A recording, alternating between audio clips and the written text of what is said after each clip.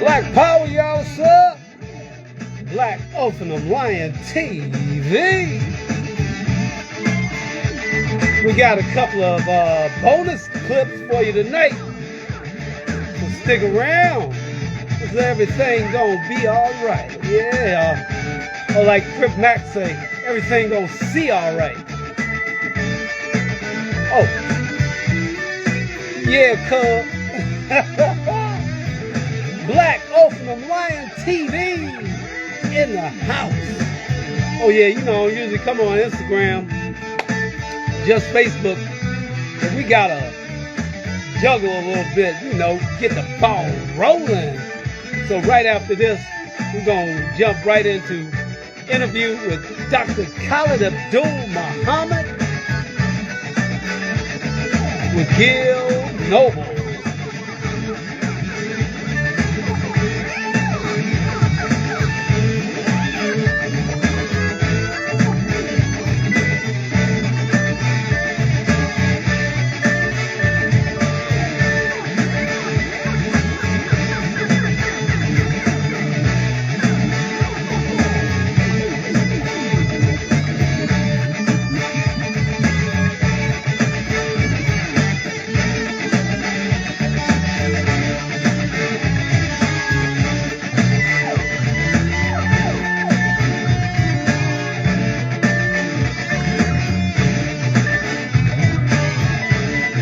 Oh, you know, I am a black revolutionary, not a happy slave.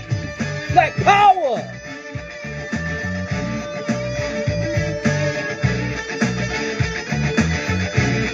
All power to the people.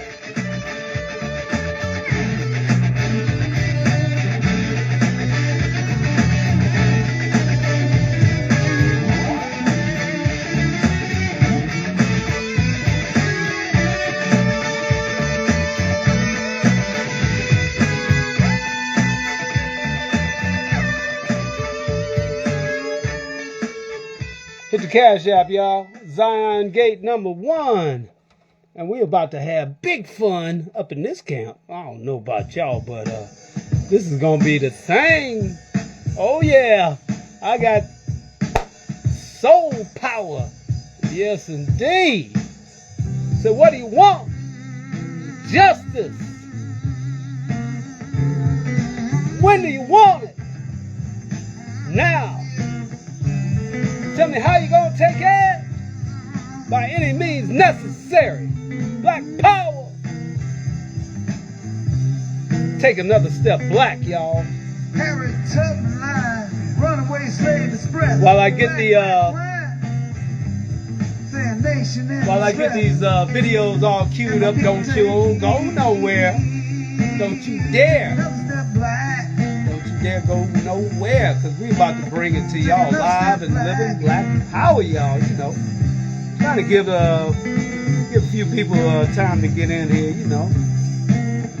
Now usually I'm in such a rush, I'll be jumped straight on it so fast don't nobody even know I'm out here. So I'm gonna give y'all a couple minutes, a few songs for the true believers that's already here with me. Harriet Tubman line, Runaway Slave Express, Black Flag Fly, say a nation in distress. Take another step black. We came here to talk to you, tell y'all people just what to do. We have to pull together. Rain, snow, stormy weather. Hurry, hurry, let's all get down. If you want to still be around, get down. Get down. We came here to talk to you, tell y'all people just what to do.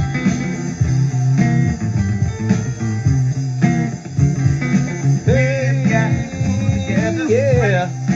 Hey. Take another step black. Hurry, hurry, let's all get down. We want to still be around. Yeah. We came here to talk. And we own the rights to our music. So I ain't got to share no music rights tonight. might have to share the broadcast rights, but that's all right. I'm giving the people more of what you laid your hands on your radio for. Let me go tell Instagram what's happening.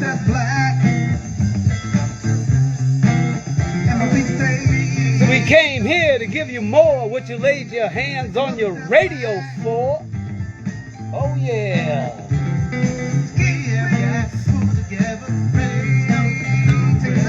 Black power not only moves, but it removes, you dig?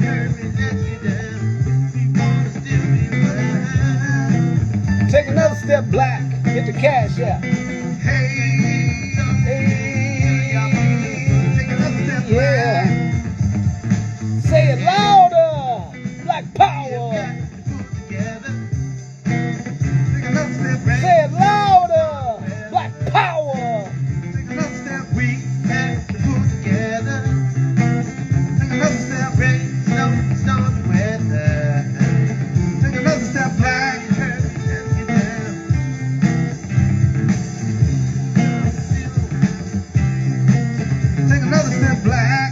Y'all know what's up. The people's MOD.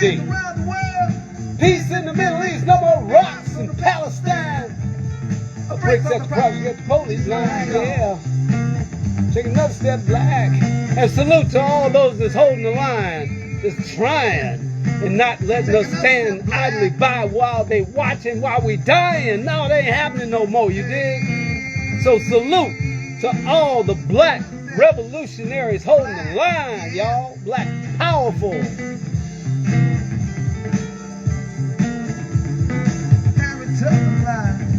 I am a black revolutionary. Hey, take another step, black. Hey. Another step, black. Hey.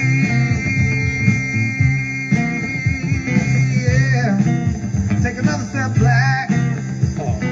Ow, ow, ow, ow. Hey, hey, hey. Y'all gonna have to bear with me a couple of minutes. I've been noticing that they don't like what we like sometimes. So if we started off with a little music, hey, tell you what, we getting ready to get off in it. Ha ha! Don't tell nobody. I mean, tell everybody. Don't tell them. They better shut my broadcast down again. That's what they did last time, y'all. They shut a brother down because they didn't like what they was hearing. Well, guess what? I'm just reporting the news. You dig?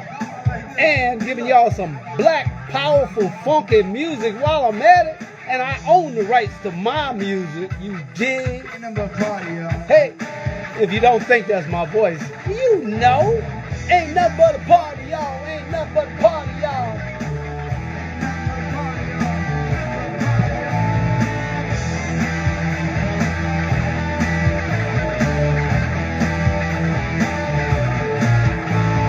This is called illumination.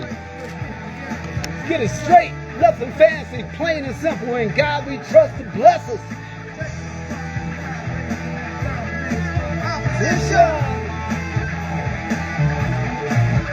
Illumination.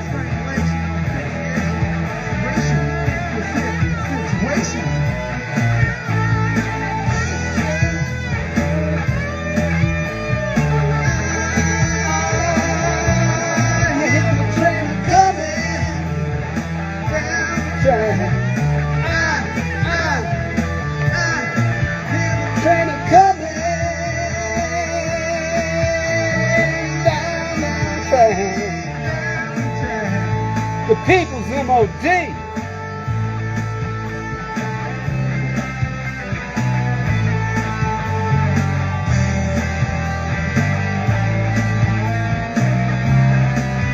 We the ones they don't want to show up. Don't mess with our people and everything will be cool. But you know what? There's enough bad times to go around for everybody. Keep doing it us tit for tat, baby. We believe in love, peace, and harmony, self-defense, the dog is biting you, you don't pat the dog and forgive the dog. Nah, you call the Humane Society and have that mangy mutt put down. So while they're trying to have mangy mutts like Derek Chauvin to be exonerated by the Trump administration, well, I'm just reporting the news. It should have gave him the firing squad like that did that man that beat them people to death with a baseball bat. But then again, you know, hey, before you go doing crazy stuff like that, you just think about the consequences. Illumination, peace in the Middle East, no more rocks in Palestine. A bricks off the project at the police lines. Oh yeah, you know. All power to the people. Ain't about the madness. Gun smoke, black tears. Don't choke. There's more here. Earth, sky, bam. In the house. Hit the cash app, y'all. I hear the train coming down the track. I hear the train coming.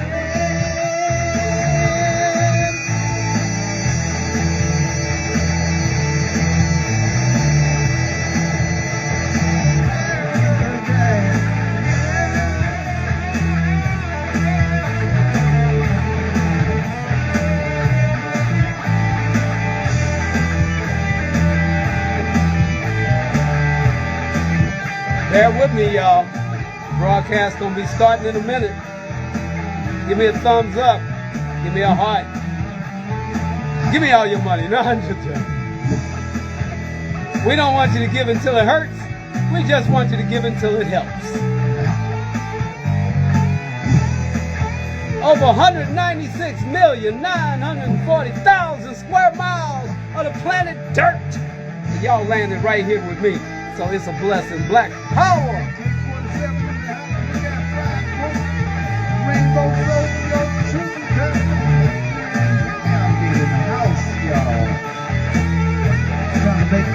I think I gotta stop asking y'all for cash apps and y'all might just send them in. See, the day that I stop putting the cash app up on the screen will be the day that y'all be like, what was that cash app again? Man. Leave it up there. But then again, I don't know. I might just have to take it down. So if you want money, you gotta give money away. So I'm giving everybody $1,000 if they stick in here to the end.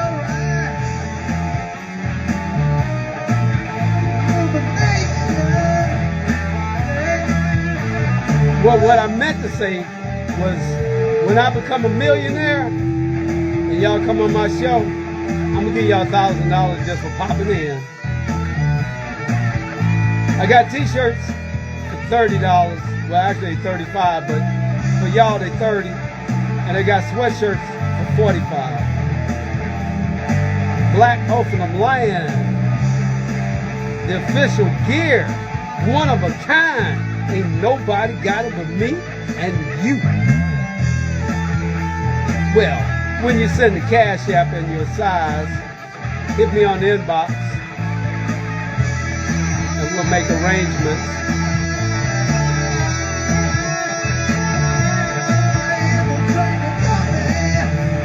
And if you're locked up and listening to this broadcast, pin your location where you at. We're coming to visit. Shout out to all of our political prisoners. Ozone, Grandmaster Jake, Imam Jamil, and so many.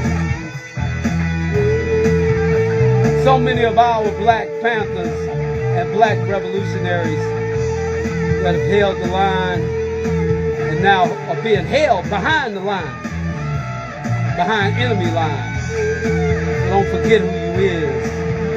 Don't forget where you came from. till all of us are free. You know, Dr. Frederick Douglass says, till all of us are free, none of us are free. You did?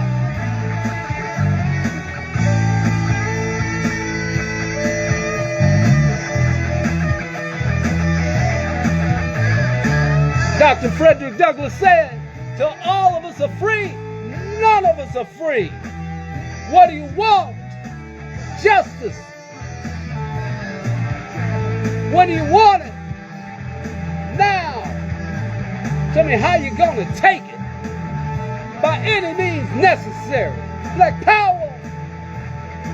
Black powerful. All power to the people. The black and oppressed people of the world. Black power, y'all. Shout out to Shabaka Shankori from Shabaka's Black Experience Enhanced. My team, you know, got the super team. Brother Pete, Black Joe, you know, and all of our super revolutionaries, Black Panther Party. And to all the black lions out there, don't forget, right here, shoot me an inbox. It's time to organize. It's time to realize and get it on to the break of dawn. We need to take some of these states and make them our own. And that's our reparations right there. Just don't cross that line. Once we got it over here, look in here, you know, you're going to need a passport to get over here. And we charging to get up in here. We got tariffs too. You did?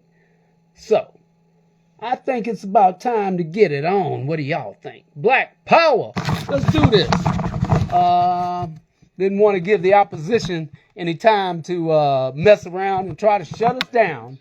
So, in the meantime, in between time, y'all know we getting ready to get it on. Oh, yeah. But we don't want to give them no time to interrupt us. So I give them just enough time to come on here and say, oh, he's just playing music. That's all good. That's what y'all think, I mean, that's what they think. Y'all know better. My people know. You know what's up. Ain't y'all ready for Khalid Abdul Muhammad? Let's see. Having an interview with Gil Noble. The hate-filled rhetoric of this group, which is kind of remarkable. I haven't heard this kind of language in a very, very long time, or this kind of race-baiting and anti-Semitic rhetoric. It's really frightening to listen to what they're saying, particularly the leader of the group. He turned out to be frightening. But even when you are filled with hate rhetoric, and we know they you are, have a right to demonstrate and protest to a certain extent. Oh, so you don't have a right to do it any place you want, anywhere we got a you right want, to demonstrate, anytime you want. Bring the love and overcome the hate. You have to do it within reasonable restrictions. So I think the Corporation Council and the police department have been quite reasonable with them. They're having the negotiations. Quite reasonable as they bust us over our heads with nightsticks. But I think people shouldn't be fooled by this. The rhetoric is extraordinary. The rhetoric is extraordinary, all right. The rhetoric that they shoot at us. The city's position to Jews in the administration doing this is mind-boggling in this day and age. And all the Jews, y'all calm down. We not even, core of hatred news, you know? from which this march y'all know emerges, what y'all did. Ain't nobody got to tell you. Determined by the leader of the march, not just some insignificant figure, Wall Street down. is something that all New Yorkers should really stand up against. Big black gangster hats. Whether they're white or black, Catholic, Protestant, Jewish, I don't know. whatever they are. Who bought the hat first? This is the kind of thing that is totally inconsistent with the spirit of tolerance in the city of New York. I seen the Jew The wearing one central just figure like in the Harlem Youth March is Dr. Khalid Muhammad, the former national spokesman for the Nation of Islam that's headed up by Mr. Louis Farrakhan. Dr. Khalid has rejected the mayor's alternate site proposals and says that the march will go forward on Malcolm X Boulevard on September 5th. In this edition, I hope I stalled them out long enough to make this happen without any mishaps. In my mind, Black in my power heart to convene the march. I'm just reporting But the National Youth Coordinator is Attorney Malik Zulu Shabazz, recent graduate of Howard University. The National team director is young Farrakhan Muhammad. That's his son. From the West Coast. And we have Black Power organizing committees for the Million Youth March that have been set up all across the country. The host here in New York is young sister Erica Ford, who is a college university activist throughout the city of New York and the community. And we have Sister Olimata Tal and Brother Hashim Nzinga and Sister Tafia and Brother Craig and others in New Jersey. And on our national staff and national organizing board, we have the founder and chair of the Million Woman March, Sister Philae Chianisu and Sister Asia Coney. Reverend Al Sharpton has come on board as a supporter and has come on board to head up the Black Christian Unity Division of the Million Youth March, and some pastors and clergy, even gang members and gang leaders, some young professionals, young doctors, lawyers, artists, and other athletes from around the country. So where does that Minister Khalid Muhammad? Well, it places me where I would always like to be by God's grace and by His permission, and that is at the eye of the storm. At the center of all of this, to make sure that our youth are secure, to make sure that our future is secure, and to make sure that Black power, Black nationalism, Pan-Africanism, and Black liberation theology is back on the agenda, and that it is deeply rooted in the minds and hearts of our youth as we cross the threshold of the 21st century. Before we get into the politics, let's talk some logistics. A large number of young people are going to be there. Can you tell me what the scenario is as far as how the march in your mind is going to be positioned? Where will the speaker's platform be? Where will the sound systems be placed? Let's assume that a million do show. That's a lot of people who won't be able to hear directly. They'll be way up Malcolm X Boulevard. How will they see and hear what's going on? What about sanitation and all the other things that are needed in the event that, you know, there are needs that arises in a crowd of that size? Certainly. We have met with the same national organizers that are responsible for major events of this nature, who assisted with the Million Man March convened by Minister Louis Farrakhan on the Mall in Washington, D.C., and who have assisted with the Promise Keepers and others. Porta John, the toilets are to be leased and rented for that day. We are negotiating now for the Jumbotron screens to be set up intermittently along the route, and to have the sound trucks set up also intermittently along the route.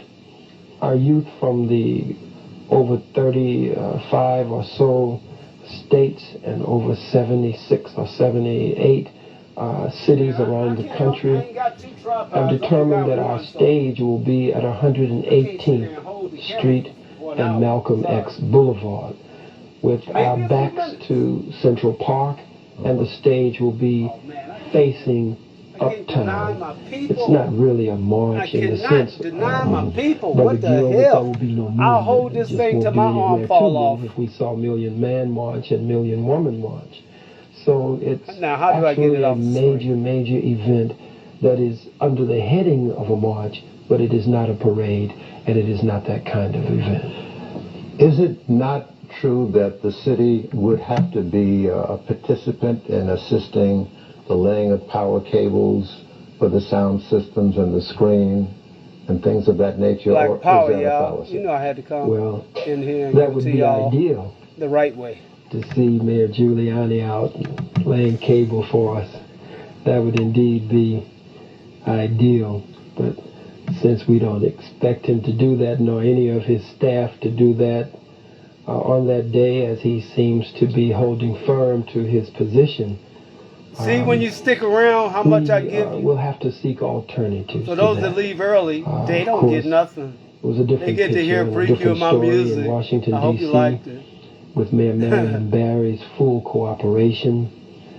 There were some sticky points, and you're gonna love it when I put these revolutionary raps on it. Chianisu and Sister Asia Coney. At first, they tried to put them in South Philly, deep in South Philly, down by the old Navy Yard in a relatively white community, but they ultimately won in their fight against the city of Philadelphia. They wanted Ben Franklin Parkway, where some of the slave auction blocks had been set up, and there were many other made me a ghetto tripod, y'all. Reasons that were rooted in history. If it falls, it's y'all's fault. Because y'all want to see it in video. Major event planners, organizations such as the one who we have been working with, will continue to work with us in the absence of a permit for Malcolm X Boulevard. No, I ain't gonna blame y'all. Revolutionary sense, if it fall, we'll have to. It's because I ain't do it right, and I'm gonna get 2 tripods by next week. But y'all gotta hit the cash up. I ain't got no money like that. This is coming out of my pocket. It ain't NBC or CBS. This is just me bringing it to you and living Black Power. Based on some things that have happened in this town in the past, and there are concerns that there may be a situation arising that gets out of hand. Well, certainly we understand that there could very well be a confrontation that day. We have set out, and the youth that I represent, unlike it is today, we have set out in good faith, and we have met with the city on several occasions, and we had no reason to believe that it would turn out this way. What was the tone of those meetings? The tone of the meetings were always very respectful, cordial, professional, and we actually left a few times feeling very happy and feeling that no matter what problems existed, we were dotting all the I's, crossing all the T's. We felt we were doing this according to the book, and we were not trying to skip over any procedure, that we would have no problem whatsoever. And you were at these meetings? I was at those meetings, yes, sir, on each occasion. Well, then what made it hit the fan, as they say? Well, it hit the fan when word came down that it could not be held in Harlem on Malcolm X Boulevard. We were told that this would cripple Harlem, paralyze Harlem. And in the interests of health and safety, it just could not take place in Harlem on Malcolm X Boulevard, and it couldn't take place on the 5th of September. But of course we're going on the 5th of September. The same people who met with you said this, or is this the mayor talk? Black Power, y'all don't need to interrupt, but I got to tell you, 5th of September, 2025, we will be doing another Million Youth March. We're going to be doing another Million Youth March, same date. You know, we're going to keep it historically correct.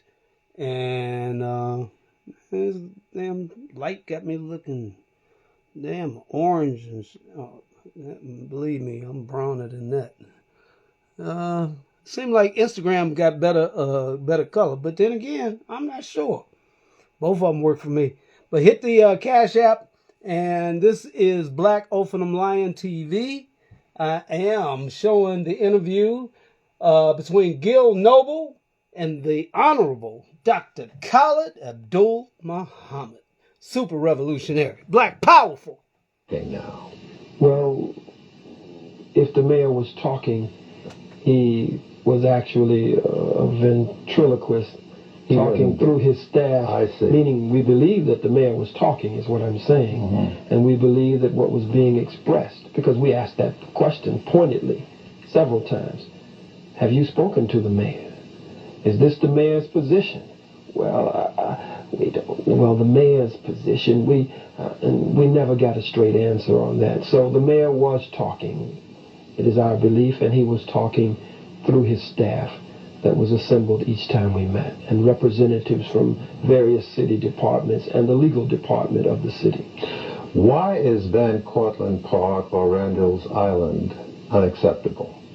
They're unacceptable, number one, because they're not Harlem and they are not Malcolm X Boulevard. Harlem is called the Mecca of black life, Brother Gill, as you well know. Shout out to Sister Yasantawa, always holding it down in Harlem. Great Honorable Elijah Muhammad once said, and the Honorable Marcus Mosiah Garvey. Shout out to New York, Black New Power, York y'all. and Harlem in particular. Black Ophanim Lion TV in the house of the black world. And since this is our Mecca and there's so much of our history there on Malcolm X Boulevard and throughout Harlem, and since the world for so long has focused on that spot, and it is now a melting pot of African, continental Africans and diaspora Africans from all over the world, I just don't think Van Cortlandt Park measures up.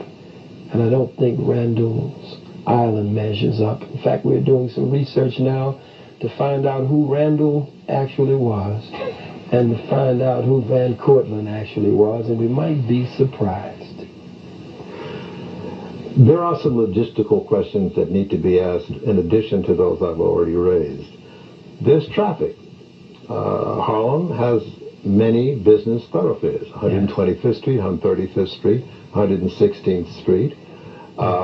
Even though you say the platform will be north of 116th Street, shout out to Karan. What's there up, still brother? remains 125th Street. Black Power. And at 135th Street, there's Harlem Hospital.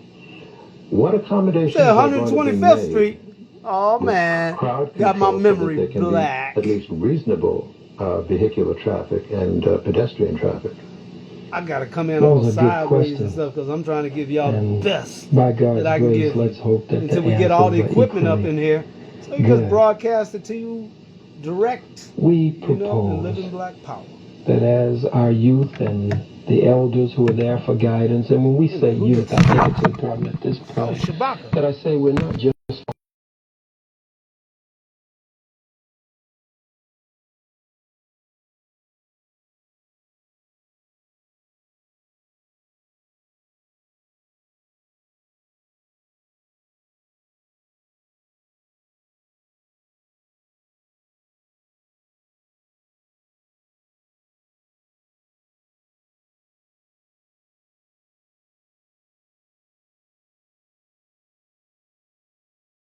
on September 5th, Malcolm X Boulevard in Harlem. But we have proposed our youth Shabaka Shankori going to join me right after this particular segment. From And then we're going to play another clip. Uptown to the end of Malcolm X I have Boulevard. bonuses for That y'all. on the side of Harlem Hospital, an emergency lane be left open. And that emergency like lane this. being left open would accommodate police vehicles. It would accommodate fire trucks. It would accommodate ambulances and any emergency vehicles. We would keep that lane absolutely open, and any emergencies could be accommodated. We went even further in our planning, and as we Y'all sit with the city again, if we y'all still indeed there? sit Don't go again, nowhere. we want to talk about how we could leave 125th Street open. I'm going to have a Leave quiz at the end of 135th the Street open. class. Leave 145th Street open. Do barricades at the back of the crowd and in front of the crowd, leaving the emergency lane close to the curb on Sylvia's side or on Harlem Hospital side, and break the crowd up at those key intersections so that there could be the flow of east-west traffic across Harlem. And the north-south traffic would be kept open on this lane by using barricades as well? That's correct, sir. Mm-hmm. And we would hope on that day to have our... For those that don't know who Khalid Abdul Muhammad is, the super revolutionary, the spokesman for the Nation of Islam under the Honorable, the Minister Farrakhan, and then to go on to become the super revolutionary right after, as far as the national chairman for the new Black Panther Party, right after Aaron Michaels. Black Power. Jumbotron screens up. So even though the crowd is broken at those 3 points of 125, 135, and 145, and the barricades are set up.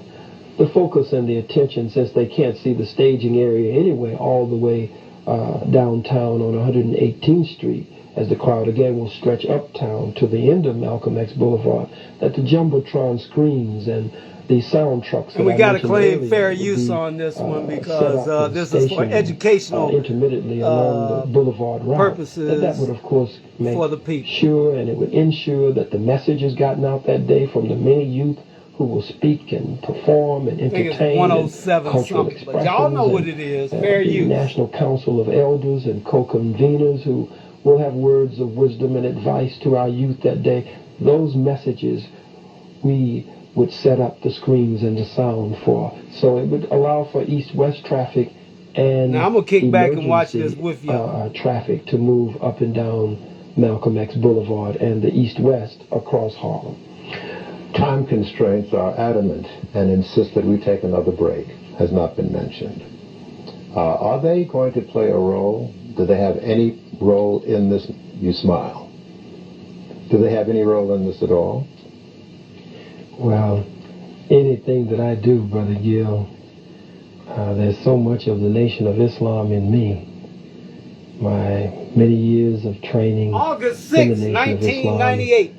I've held every position in the Nation of Islam, from foot soldier all the way up to Supreme Captain of the Fruit of Islam, and ultimately the position that both Minister Malcolm X and Minister Louis Farrakhan held as National Spokesman and National Assistant.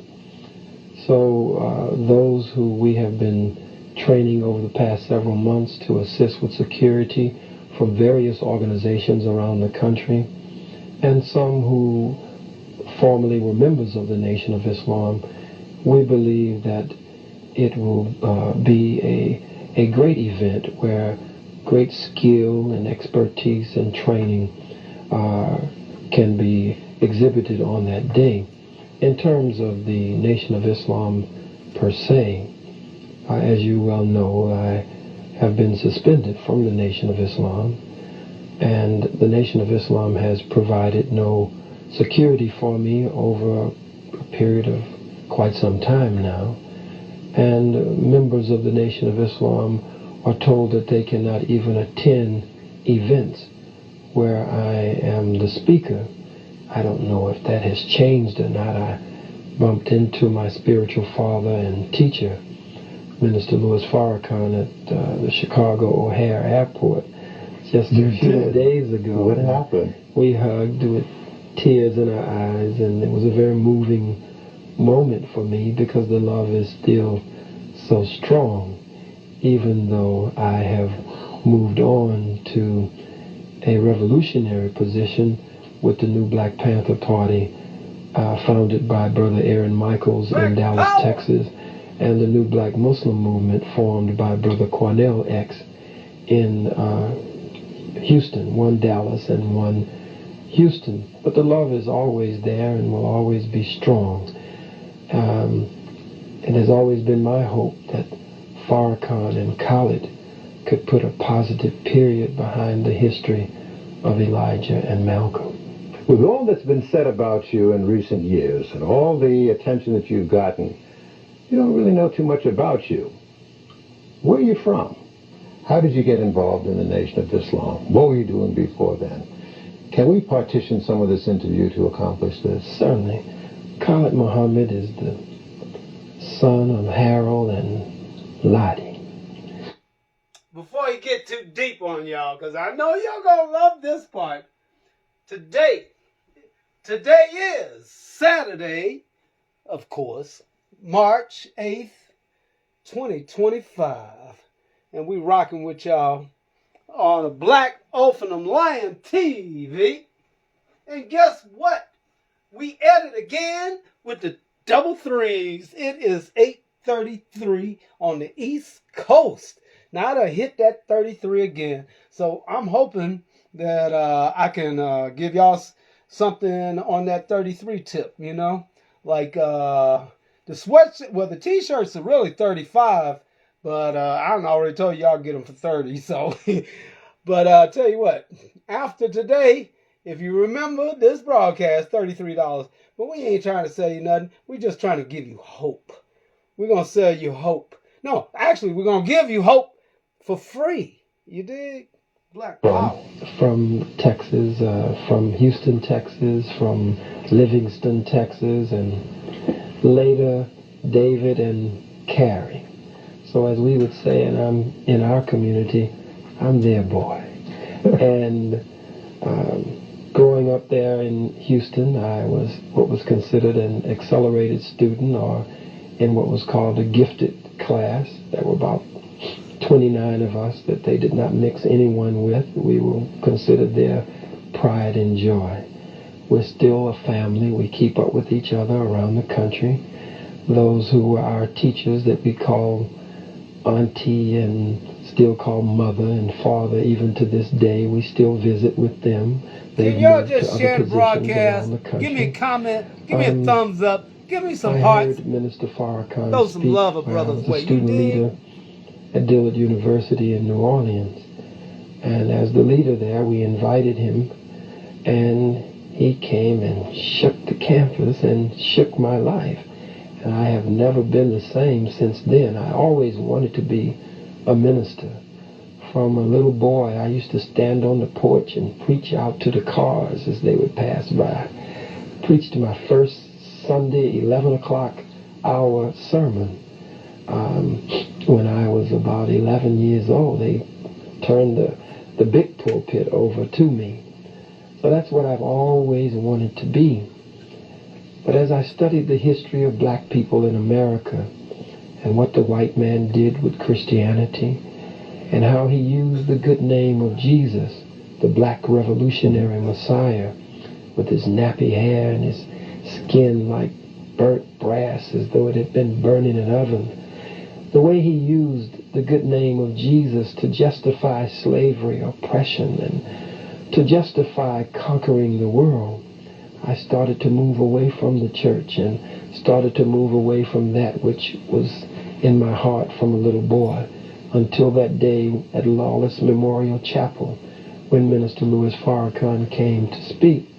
I had never heard such an exegesis of Scripture. I had never heard the teachings of the Honorable Elijah Muhammad, and I had never heard a man go into the Scripture and show us our condition and our liberation from a black liberation theology perspective under the teachings of the Honorable Elijah Muhammad. I had studied Malcolm, and while at Harvard on an exchange program in Cambridge, Massachusetts, I had searched all of Malcolm's tracks and footsteps.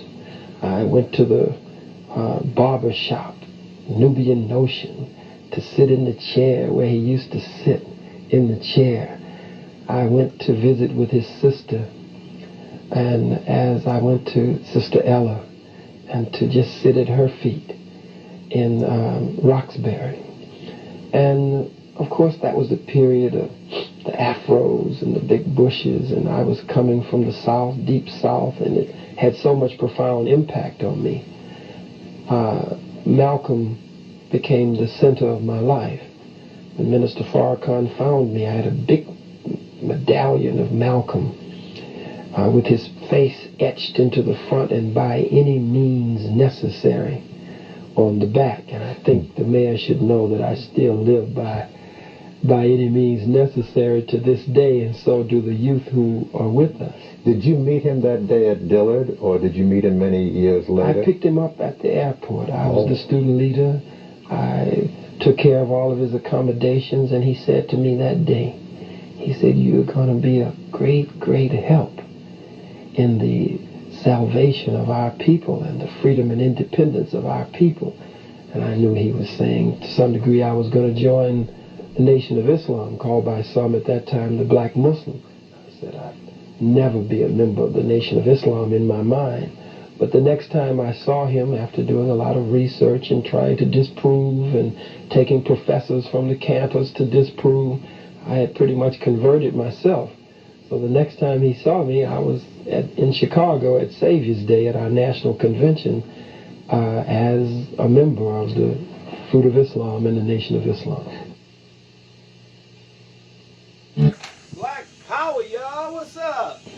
and Minister Farrakhan, while we were in Benin, Africa, decided that he would appoint a national spokesman in the position that he and Malcolm had held as he was beginning to sit more in the seat over the House that the Honorable Elijah Muhammad once sat in. From before that, I was Supreme Captain, and then after that, National Assistant, and then Minister here at Mosque Number 7 in Harlem. So you had two functions at the same time. You presided over the Harlem Mosque, and you were the national spokesperson. Yes, sir, that's correct. All right. Were there any guidelines that were given to you about certain areas that really you had to be careful about enunciating? And I ask that out of the framework of what Minister Farrakhan had been through and accused of being anti-Semitic because of some of his pronouncements and whatnot. So did he pass any guidelines on to you about what you needed to be prudent about saying? Yes, he did. He gave me strict guidelines, and I adhered to those guidelines as best I could, and as much as my nature, the way God had made me, as much as it would allow.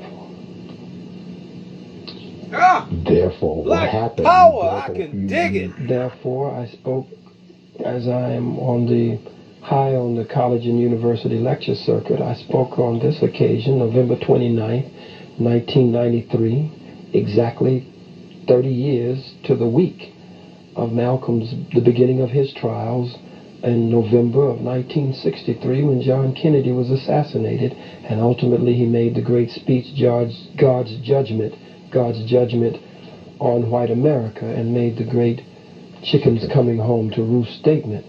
That same week, 30 years later, at Keene College in New Jersey, the Jews were outside picketing and protesting and calling for Minister Farrakhan's death.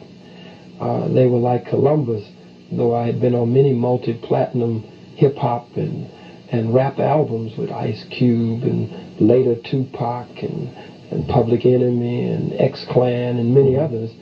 They were like Columbus. They hadn't discovered me yet. And so they were attacking my teacher and my mentor and my spiritual father. And they had done it so in Los Angeles, but I gathered men and we went and drove them away from in front of the convention center. That day I didn't have that kind of backup and support. So I used the rostrum, I used the podium in defense of my teacher and in defense of my people. And ultimately the president, the vice president, the White House, the Senate voted to censor me. But the United States I'm talking about House Bobby of Kennedy, Representatives for the first time in history against a private individual passed House resolution. I gotta stick on the guidelines. I'm talking about Bobby Kennedy. The Pope, the Catholic Church, governors, state assemblies, mayors, city council, and a whole host of they got rid of everybody that tried to help around us. the country. You know? Well, it looked like they were trying to help. From Chicago and Minister Farrakhan? I did. He called me in. He was here in Harlem. So this brother was really trying to help. In Harlem, we did not give him the proper protection. And we went over my speech at Keene College. I'm a pit bull. And the firestorm of controversy that had started to rage and blow. And on the table was the Muhammad Speaks newspaper from 30 years ago when Malcolm was suspended, and the statement in the paper that the Honorable Elijah Muhammad wrote. He said that he had warned me of certain things, and that he had always feared that we might have to clash in the public.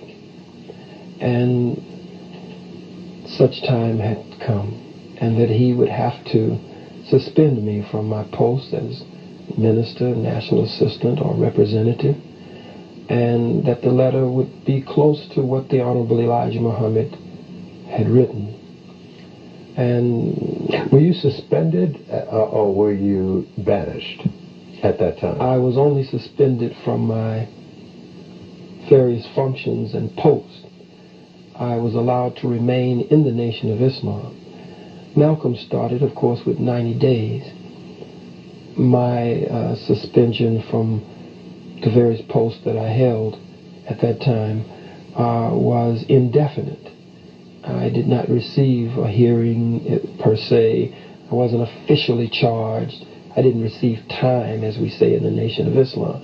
So Malcolm's started at 90 days. Mine started indefinite. His 90 days grew to be indefinite. And my indefinite looks like it's permanent now. Give us a snapshot of the emotional climate of that meeting that you had with Minister Farrakhan. Was it angry? Was it reasoned? A reasoned discussion? Did he ask? Take pause for the cause, y'all. I ain't gonna ask for the cash app. But it's hitting home, y'all. You know, I can see it in his eyes. You know? It's like, you know, it's like Black Power Radio. Give me more what you listen to your radio for. And my mentor, you know? Say, well, all we want to do is help the people rise, you know? But sometimes, you know, history, you know, kind of like go that way, you know? So it was Malcolm and Elijah, Khalid and the minister Farrakhan, and you know, well, y'all know, you know, Black Power, still the people's MOD. Ask you to explain yourself, or was the riot act read to you, for lack of a better phrase? It was the kind of meeting that... What I was trying to say is, we still have Black Power Radio every Sunday and Monday on YouTube, but I got to bring y'all the Black Ophanim Lion every Saturday, Lord willing. Got the energy. I know the people waiting, so I got to, you know, got to hold the line. Black Power. A father has with his son.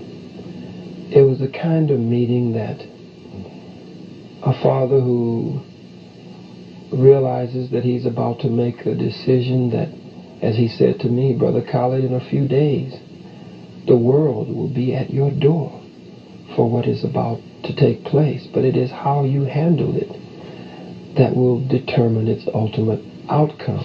Was he angry about what you said regarding Jewish individuals? Was he offended by that?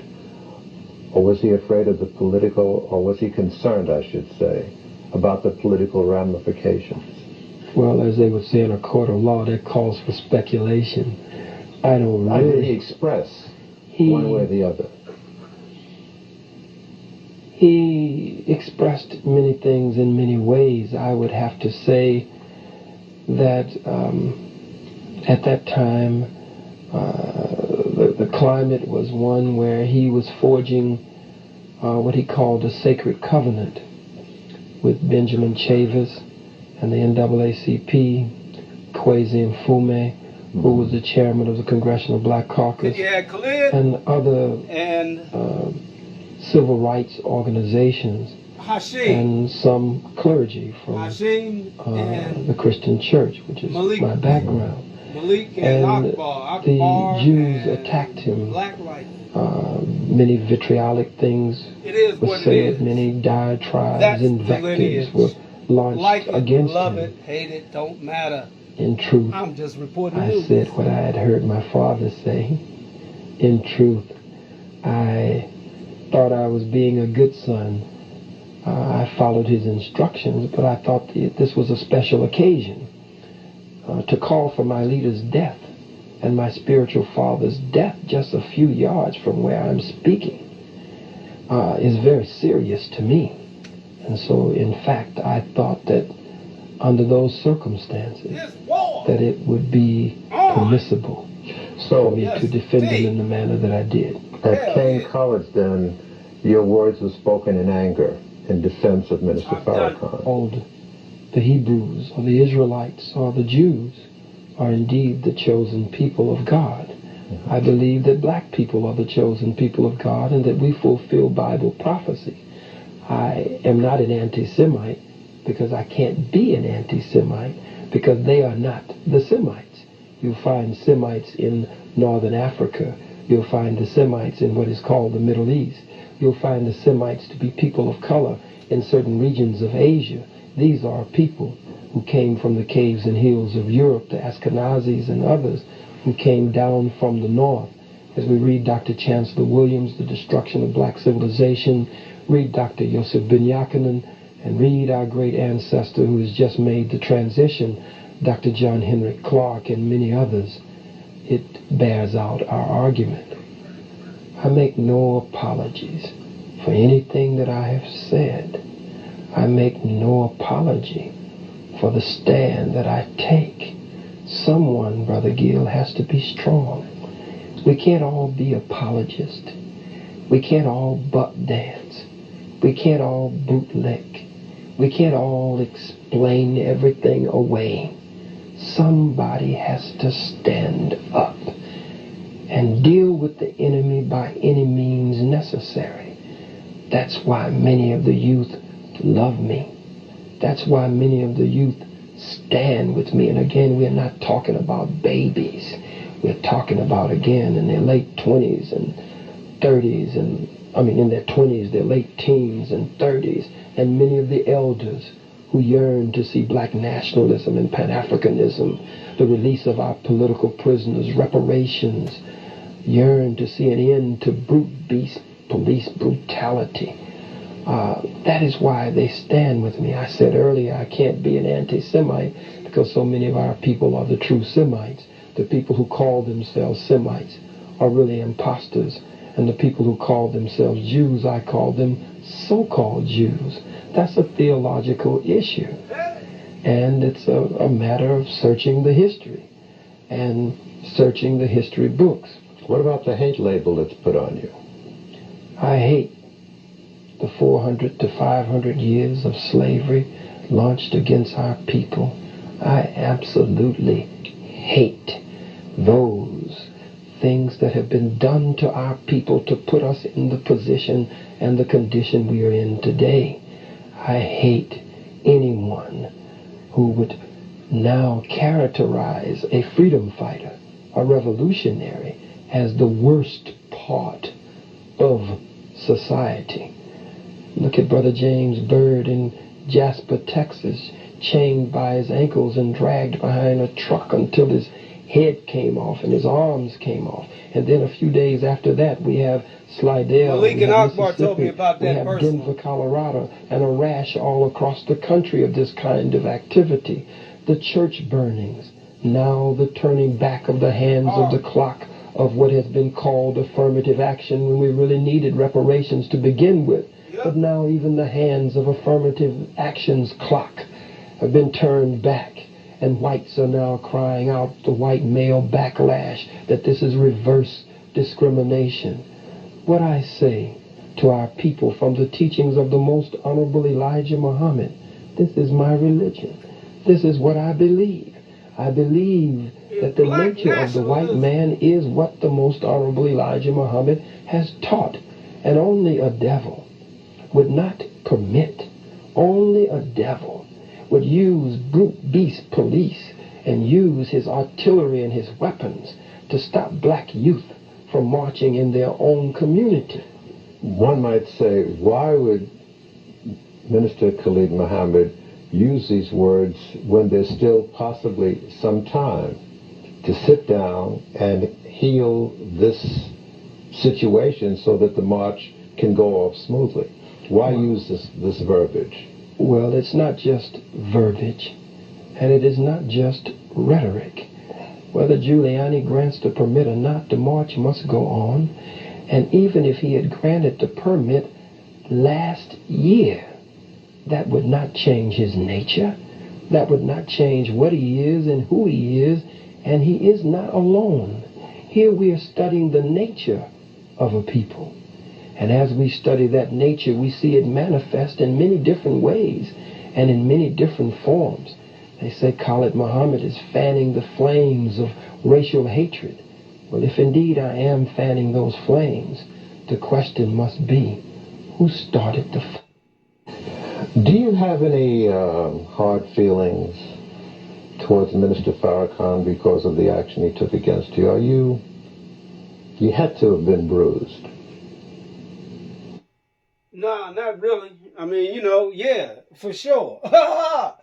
But let's just say the love's still there. Love always gonna be there. That ain't stopped. Do those feelings of being bruised remain, despite the warmth that you say you experienced when you saw him at the airport? If you're asking me if I have been wounded, yes, I have. If you're asking me if I have been deeply hurt, yep, yes, I have. Yep. This was not only my mentor and yep, leader and teacher, yep, and spiritual father, but this was my hero. Damn right. My son's name is Farrakhan. Damn. You name your children, if you have any level of consciousness, the best names that you can come up with, that you can search and dig and research for. I named him after my hero. And there has been deep pain. But by God's grace and the guidance of the ancestors, I have moved far, far along the way toward healing. Do you think that the situation between you and Minister Farrakhan is reparable? Well, to keep moving for the people. That power does not rest in my hands. I did not suspend him. I have not kept him from anywhere. In fact, if he would like to be a part of the Million Youth March, he can indeed be a part of the Million Youth March here in New York. I don't couldn't even call that number. Get on the broadcast right now, you know? Expect him to, but I should make the invitation. Yep. That invitation is not open, however, to everybody. Yep. With the Nation of Islam. There are some others in the Nation of Islam that we have to talk. Woo! You know, I've had an assassination attempt where May 29th, 1994, that Malcolm thing, 1994, at the University of California in Riverside, I was shot twice. Bullet across here and lodged here. My son Farrakhan, at that time, 9 years old, was almost struck. 4 or 5 others shot in the chest, in the shoulder, in the legs, all around me. Some were Crips and Bloods who had now entered into a truce and taken off their red and their blue and were wearing all black. A lot has taken place over the past 5 years. I received my first letter from Minister Farrakhan. My first letter just a couple of weeks ago. 5 years is a long time.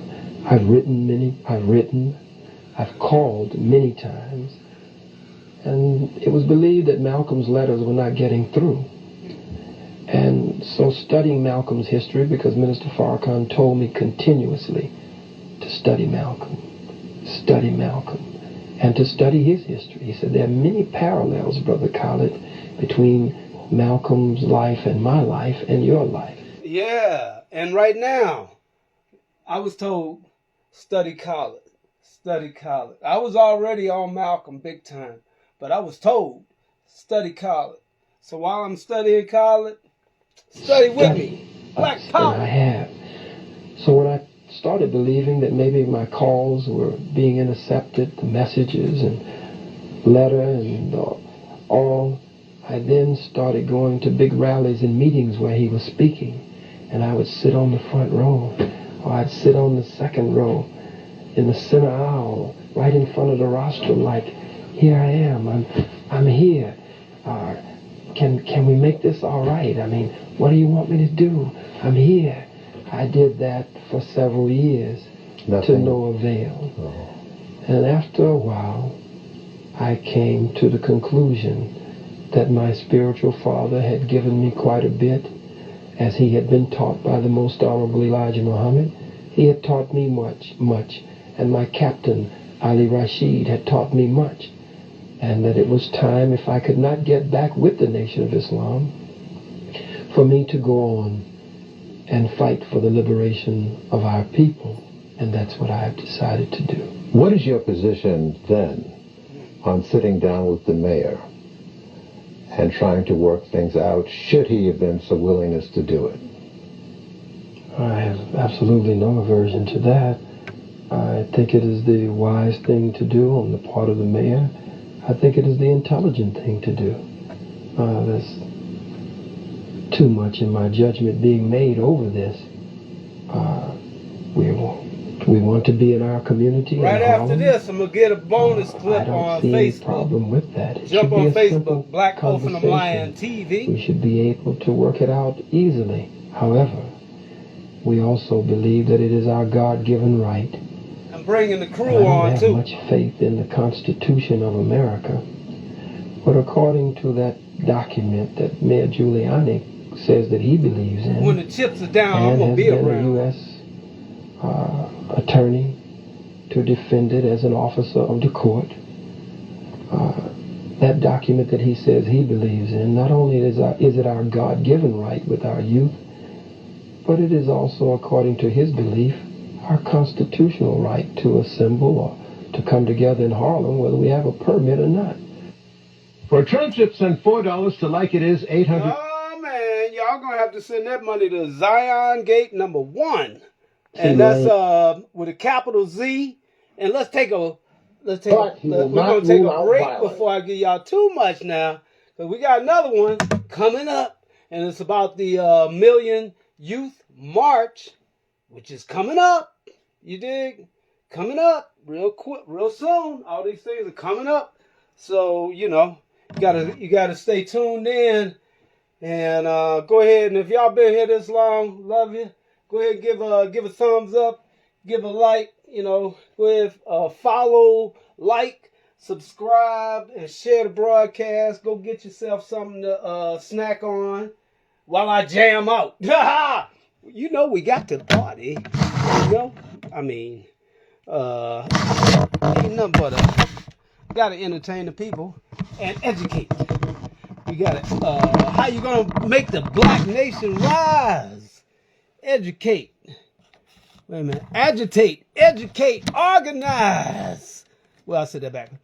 Educate, agitate, organize. How you gonna make the black nation rise? Huh? Agitate, educate, organize. And while I'm getting it organized, that hit home.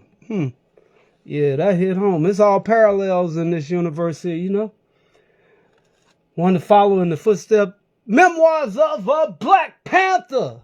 You damn right. Wanted to follow in the footsteps of Huey, and did it. And actually wanted to follow in the footsteps of Malcolm. Malcolm was giving the word out to the people. Well, here we are. But I always sarcastically would say, I'll be that Malcolm shooting back. You dig? Huh. Well, Doc was that same spirit, except very eloquent and very cool-headed. Can't say I'm all that. But in my opinion, that's what an MOD's supposed to do. So if I step on anybody's emotions, protecting the people and protecting the... He said you was like a big mom. Well, it wasn't because... nothing but loyalty to the people. And you gotta... Wait, hold on, let me turn that down. I think it was Taharka Bay that said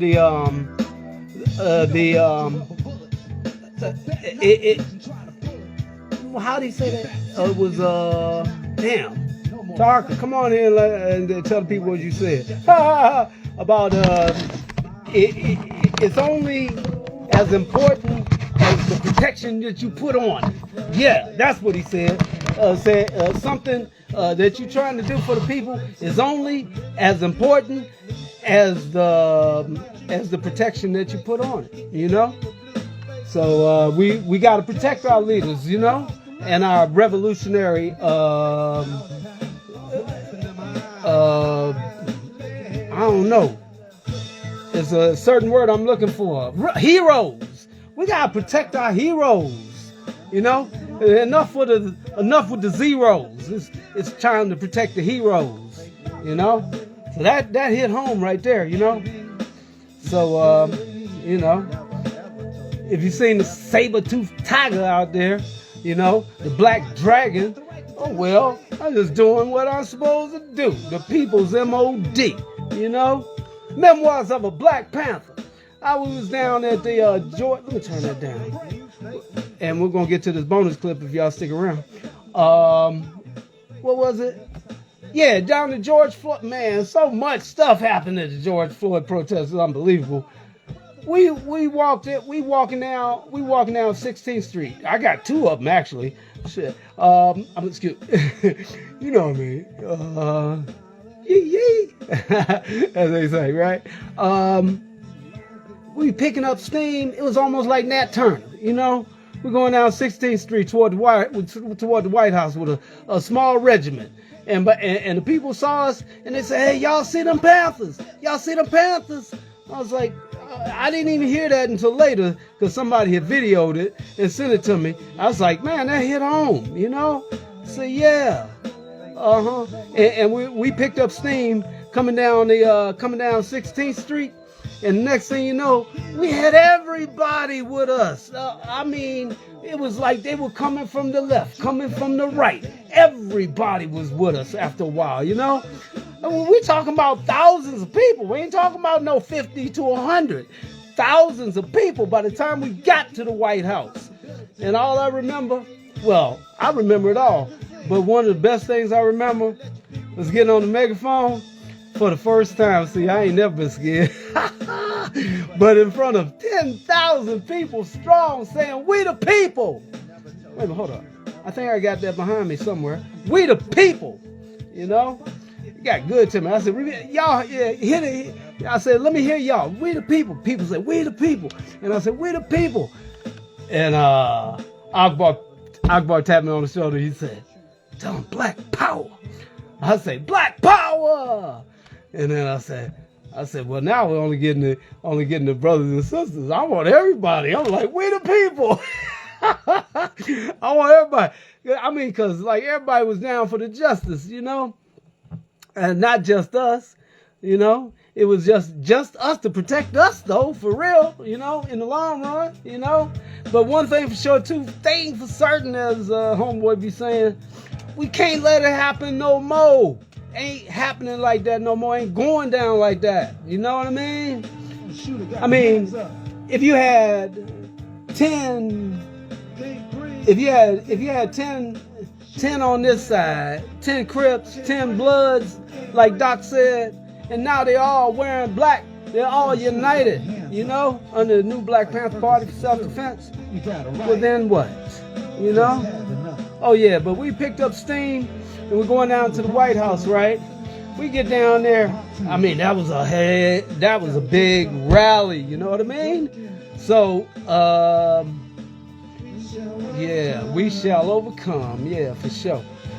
So we've been there, and it ain't over, you know? It ain't over until we properly, we don't need to do this, until we are properly relieved, you dig, of your post with the RBG.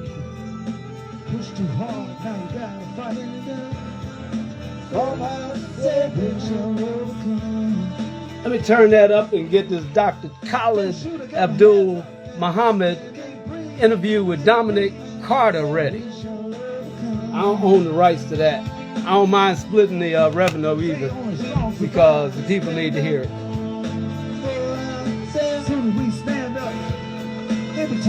They can't split no revenue on my music though. How about that? Y'all see what I say? People's M.O.D. I think that's what it said.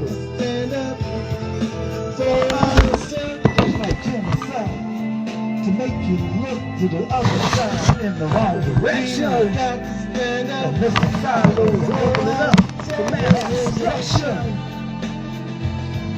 All power to the people. On the mic. Speaking that nonsense instead of the truth. Like you promised me, got to stand up. Getting rich about the Memoirs of a Black Panther. The 100th anniversary, bicentennial anniversary of Black Wall Street So we was on our way to Tulsa, right? And we still home. I had to pass through home to get there. Watching this nonsense. And Mom just passed, you know. God bless her soul, you know. My sister's like half sister. She's like, you should come by here and get some of the ashes. But we on our way to Tulsa on behalf of the revolution. And I know what Mom would have wanted. Mom would have wanted me at the revolution. I remember memoirs, another memoir of Black Panther. We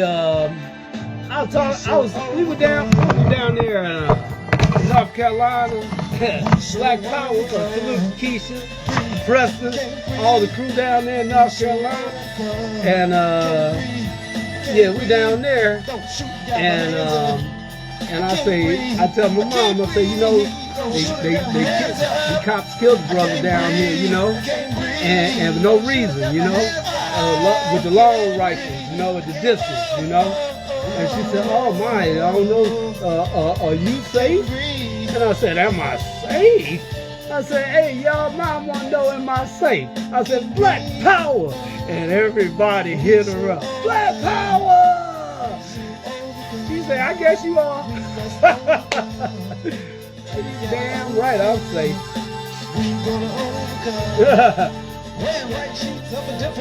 Oh yeah, we definitely safe.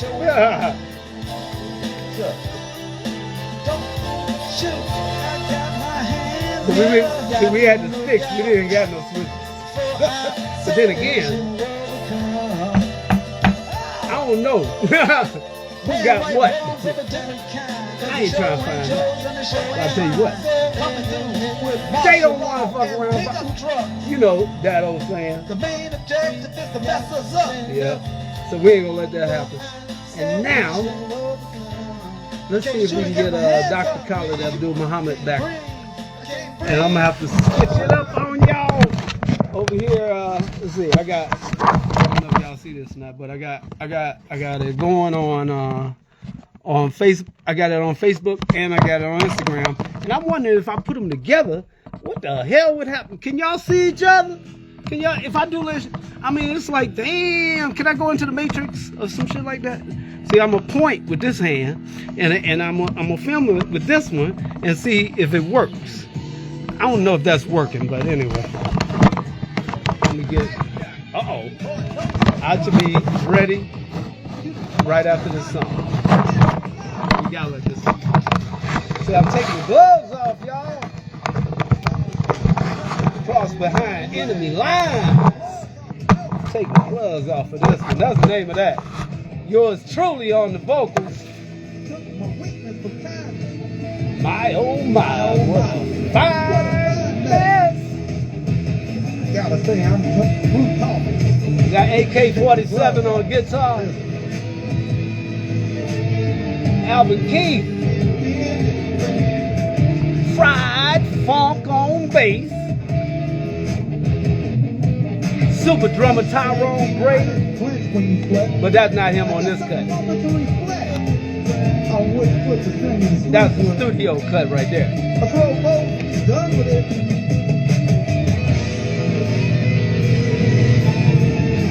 Cross behind enemy line. Take the gloves off the pistol. Can y'all hear that all right? Should I turn it up or turn it down? Turn it up. Alright. Hold up. Let's see what Instagram say. Instagram. Turn it up. On Facebook. Turn it up. Hold up. Hey, maybe I can clone myself like this. If I just put them together like that there. I should be able to talk to everybody just like that. See, y'all can see each other's comments and stuff, see? Never seen nobody do nothing like that there. Have y'all ever seen anybody do something like this there? Hold up. I got it upside down. Hold up. Hold up. I let Facebook see the comments from Instagram. I'm gonna let Instagram see the comments from Facebook. Because I know it's rocking up in this joint tonight. Well, it's Saturday, right?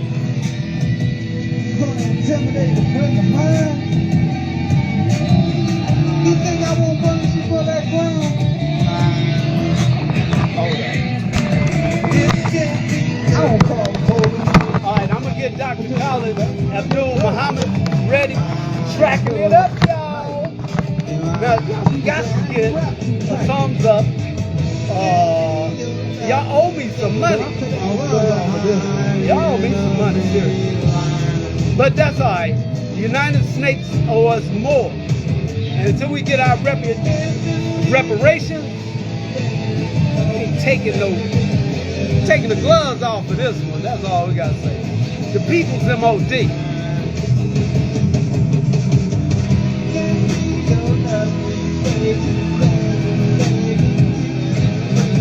Say it louder.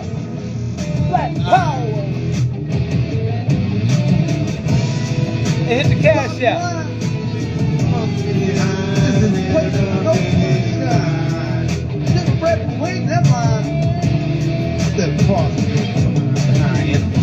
I am what?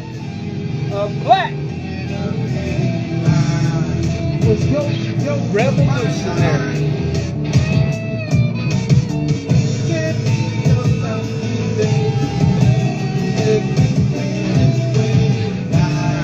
Earth, sky, bang.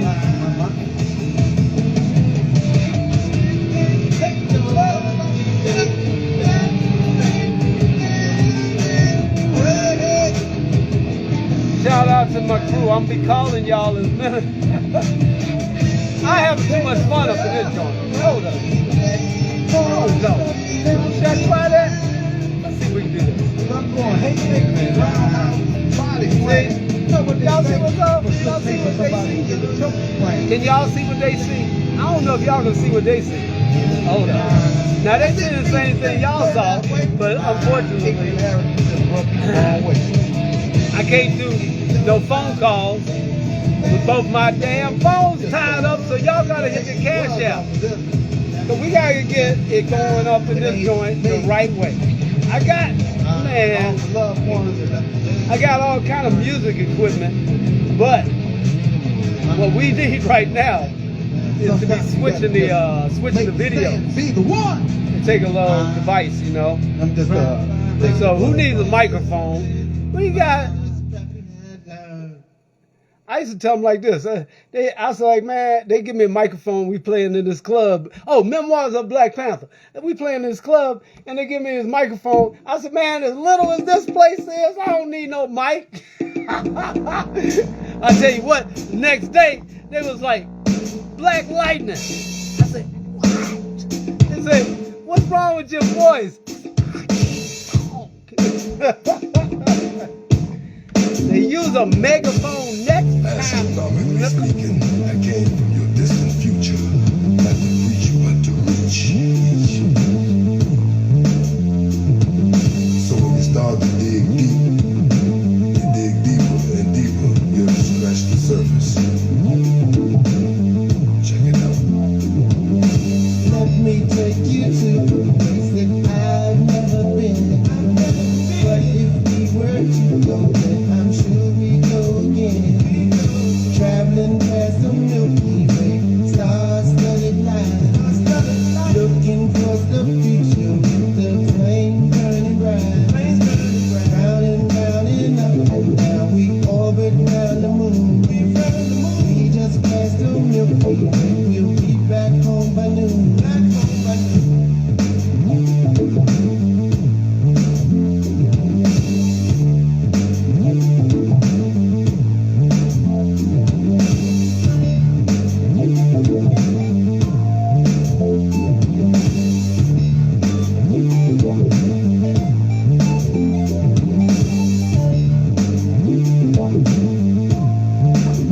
I can't afford no goddamn microphone, but I tell you what,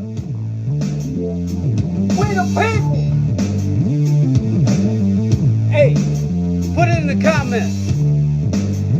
I want 7s in the comments, or we the people.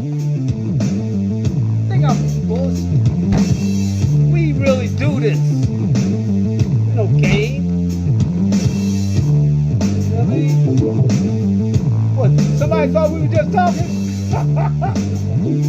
And we just boots on the ground. We ain't messing around. Uh-oh. Or make me go into some bars. I'm gonna be hitting them stars, you dig? Oh yeah, y'all can hit them stars. I think there's some stars on there somewhere. I don't know. But the Cash App is $Zion. Wait, hold on. The Cash App. I don't want to mess around and have police over here. I don't know what time it is. Oh, 9:20. I just probably parted my ass off. But then again, you never know. Somebody's like, you're making too much noise over there. Let me banging on the door and stuff. Let me get down here and stuff, you know. I'll just start off like shit. I'm like, man, I'm sorry. I didn't mean that axe to hit you right in your head. But you startled the shit out of me. Don't come to my damn shit. You better have a megaphone like mine. From the outside, please. Don't need no casualties. I'm just joking. I'm just joking, y'all. They ain't coming up in here. Well, then again, I mean, you know, sometimes, Memoirs of Black Panther. We were rehearsing at my house, and I put mattresses up to the windows and everything. I said, now I know that sounds good, right? They say they've been out there knocking for, hold up. They say they was out there knocking for 20 minutes. They said they had to catch us in between songs. I was like, what? Say, man, y'all jamming y'all asses up in that joint.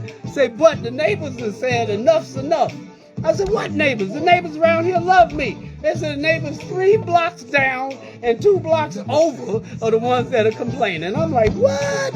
So yeah, man, they like that country and western shit, you know. They said I get tired of hearing this, say it louder. I'm like it, I'm prouder, you know. Hey. I gotta let y'all jam with me for a minute. I want to get right black over here to, I want to get, wait, hold on. Can y'all hear me? See, I'm trying to keep it at a level where I won't mess around and get, take it on my door. And damn sure won't have to go on that door. Don't mess around, find out. I tell you what, that shit would go viral though, wouldn't it? Now call on my own self. 911, what's your emergency? Speak your mind. These guys over here playing all this black music all night long. What's the address where they're playing it, sir? My house. Hello? Hung up on me.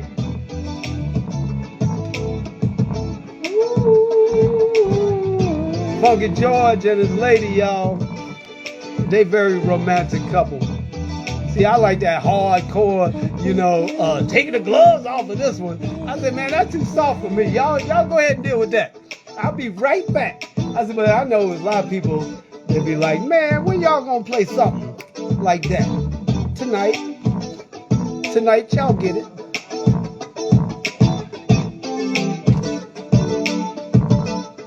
Uh-oh, I gotta put my, man, I might have to freestyle up in this joint. I can't take this phone and pull up all my damn musical genius shit. I mean, you know, the rap battle shit, you know, the kind of stuff that I'm willing to sell to some of these YNs, you know. I make them famous real quick, because they'll be like, man, they're like little bitty Michael Jackson singing, I did you, I did you now. What was that song? I forgot. Can't think nothing but Earth Sky Band right now. But shout out to all those that paved the way. Huey Newton, Bobby Seale, Eldridge Cleaver. And as the Chairman Fred Hampton said, you can kill a revolutionary, but you can't kill the revolution. I just want to be boots on the ground, y'all. Get that cash out. I seen some buses out here. Big black bus for us. get all the comrades, you know. We'll go to the Edmund Pettus Bridge and shut it down, you know what I'm saying? One of my dreams. They seem to want to shut bridges down every time they see us anyway. We be on, well, shoot, we was down in Gastonia, man, I can't give y'all too much at one time. But the ones that was down in Gastonia with me, they know they shut down the damn bridge. I was like, man, they making it so inconvenient for people. Why don't they just let the people over the bridge and then just block that street right there? But no, they making it all inconvenient. They shut the whole bridge down. Hold up. Do y'all hear me? I'm trying to tell you something. They shut the whole damn bridge down. You know what I mean? But they shouldn't be messing with our people like that in the first place, and we wouldn't have to show up like that. If you keep inhaling that love boat, ain't no telling what you ought to do. You fall in that water, you ain't gon' float. Hallucinating drugs. Funky George lost his mind with this song. Ain't no telling what you ought to do. You fall in that water, you ain't gon' float. Hallucinating drug, ain't telling no joke. If you keep inhaling that love boat, ain't no telling where you're gonna go. You fall in that water, you ain't gon' float. Hallucinating drug, ain't telling no joke. If you keep inhaling that love boat, ain't no telling where you're gonna go. You fall in that water, you ain't gon' float. Hallucinating drug, ain't telling no joke. Roll some boat, twisted at the ends. Light it up and take a puff and pass it to your friend. Now you're ill again. Hit the Cash App there. That's it right there. Zion Gate, number 1. Order skipper, all because you wanna smoke the dipper, a slow killer. Now picture that, you dip a cigarette until it's dripping wet. Psycho patient, I see you shaking. You see Muhammad chewing bacon, you hallucinating. You knew the situation, the pain in your eyes say you're tripping. Brains frying like Popeye's chicken. Stupid lunchbox. Every time you fought, you think you hearing gunshots. Right. And Michael Jordan's with the White Sox shooting jump shots. You thought that ice in the winter made the sun hot, and pipe heads on the first of the month don't want rock.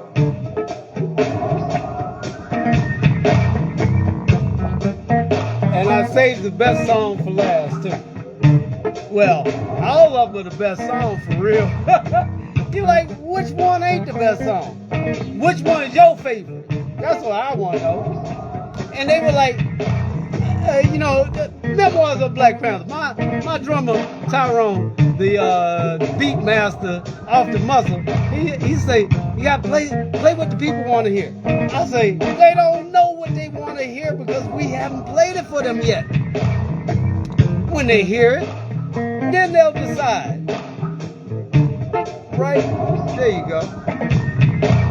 So what do we want?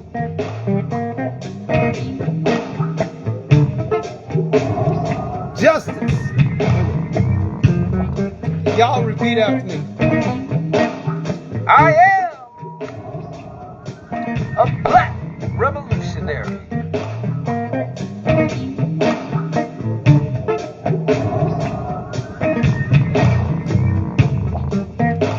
Something tell me I can hear this 3 miles down the road. I don't want to mess around. Then again,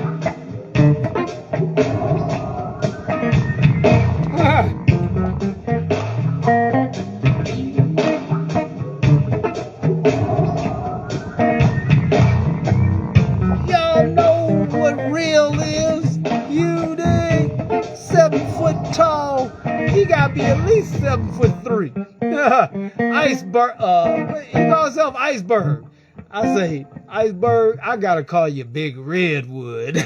I said it's because the original Iceberg Slim out of Chicago, partner of my daddy. You know, I read that book. I said, I'm gonna call you Big Redwood. He said, you know what? Real recognize real. And gave me that. From way up here. I'm like, damn, that's a big fist. Oh, hit me with that motherfucker. The But then again, you don't want to be shaking his hand. You be scared he can like grab your ass. Say, what'd you say? My name is Iceberg, motherfucker. I'm not bullshitting. Iceberg about 7'3", at least 400 pounds. Athletic too. Went to a basketball game with my son, right? I'm looking at the basketball players. I'm like, damn, Iceberg bigger than all of them. I'm talking about height-wise. Because you wouldn't expect a basketball player, unless it's Shaquille O'Neal, to be 400 pounds. You know? I don't know. I could be wrong. It might have been 350. But anything over 200 pounds looks like 1,000 pounds to me. You know what I mean? A Clydesdale might as well be an elephant. I know y'all want me to get black over here to Khalid Abdul Muhammad. And that's what we're going to do. Matter of fact, let's do that now. I got to switch it.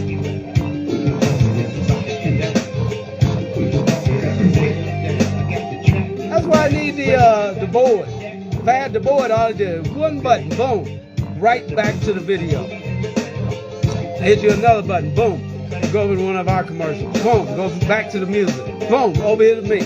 You know, but one thing, I ain't never seen nobody do this before. I want Facebook to be friends with everybody that's my friend. Well, then again, some of them might not be my friend, but as long as they on here, they good. So if y'all on there and they on here, we all good. So I want y'all to connect. I want everybody to friend up each other. And at least read the comments, unless it's coming in backwards. Because I got two screens in front of each other. You never know, you might not be able to see it straight. It might be backwards. So if anybody's dyslexic, they can read this shit. I'm having too much fun, y'all. See, this is a result of not having no moonshine. If I had some moonshine, I'd be over there kicked back, watching the Khalid Muhammad, telling everybody be quiet.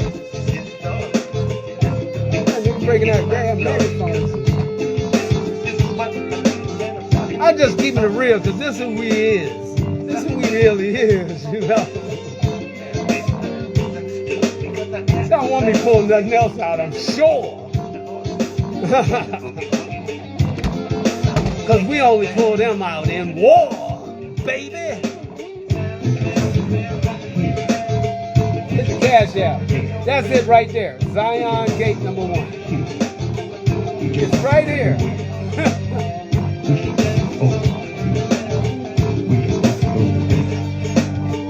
I'm going to go broke trying to entertain y'all.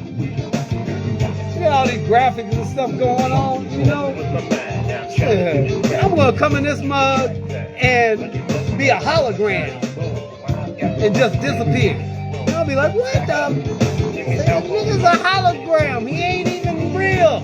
That's an AI motherfucker. You know? Excuse my language. I mean, sometimes you got to keep it real. Y'all can bleep that part out. Probably didn't hear it anyway because I wouldn't talk to them on the megaphone. See, y'all didn't hear it no way because I wouldn't talk to them on the megaphone. That's what I said. I said megaphone, as a matter of fact. All right, now, before, wait a minute.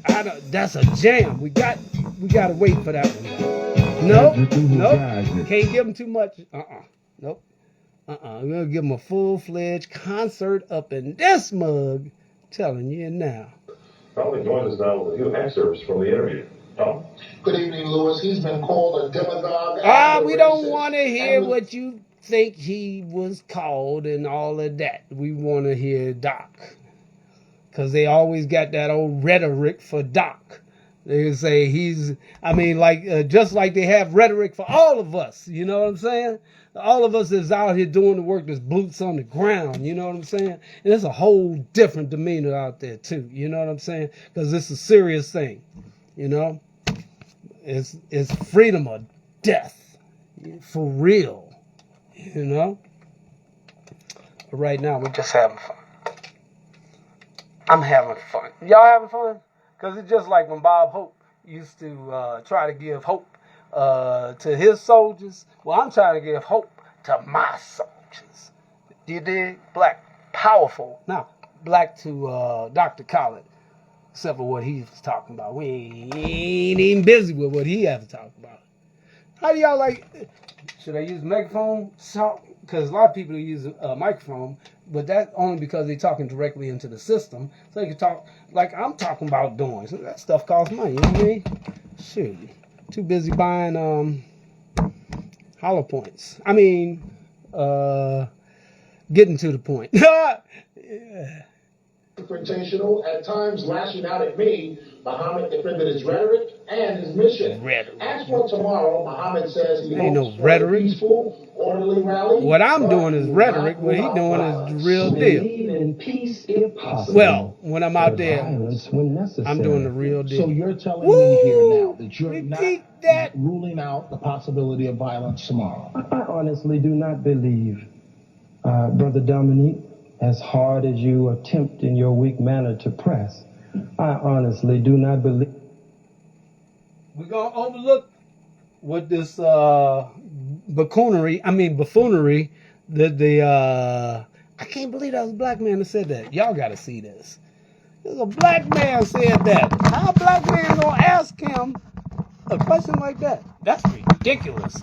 He said, can't you see, fool, that I'm actually fighting for you? Damn. But then again, it go like that sometimes. I remember brother said, I want to say his name, but it's just not coming to me right now. But he said, we got to love our people more than they love themselves. And that was it, Hashim and Zinga's send-off. All right, Black Power, here we go. Let's see. But it's like, just like, what's his name? He sort of like them too, I mean, I used to be a fan. Rolling, until rolling, kept rolling down the damn road where we was trying to get us, I was trying to talk, and say, hey, look here, well, we are the people, man. Hold up, rolling. But rolling kept rolling on out on us. So what's up with that rolling? I bet you want to interview us now. Actually, probably don't want to. Because some people want to make sure that we don't exist. So keep pretending we don't exist. And I'll keep bringing it to the people.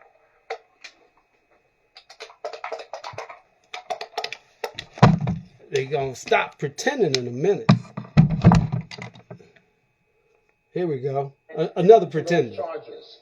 We know very little about the man at the center of the storm of tomorrow's Million Youth March. At times confrontational. Okay, I'm going to get right past all his rhetoric. Ruling out the possibility of violence tomorrow. I honestly do not believe, Brother Dominique, as hard as you attempt in your weak manner to press, I honestly do not believe that there will be any violence tomorrow whatsoever.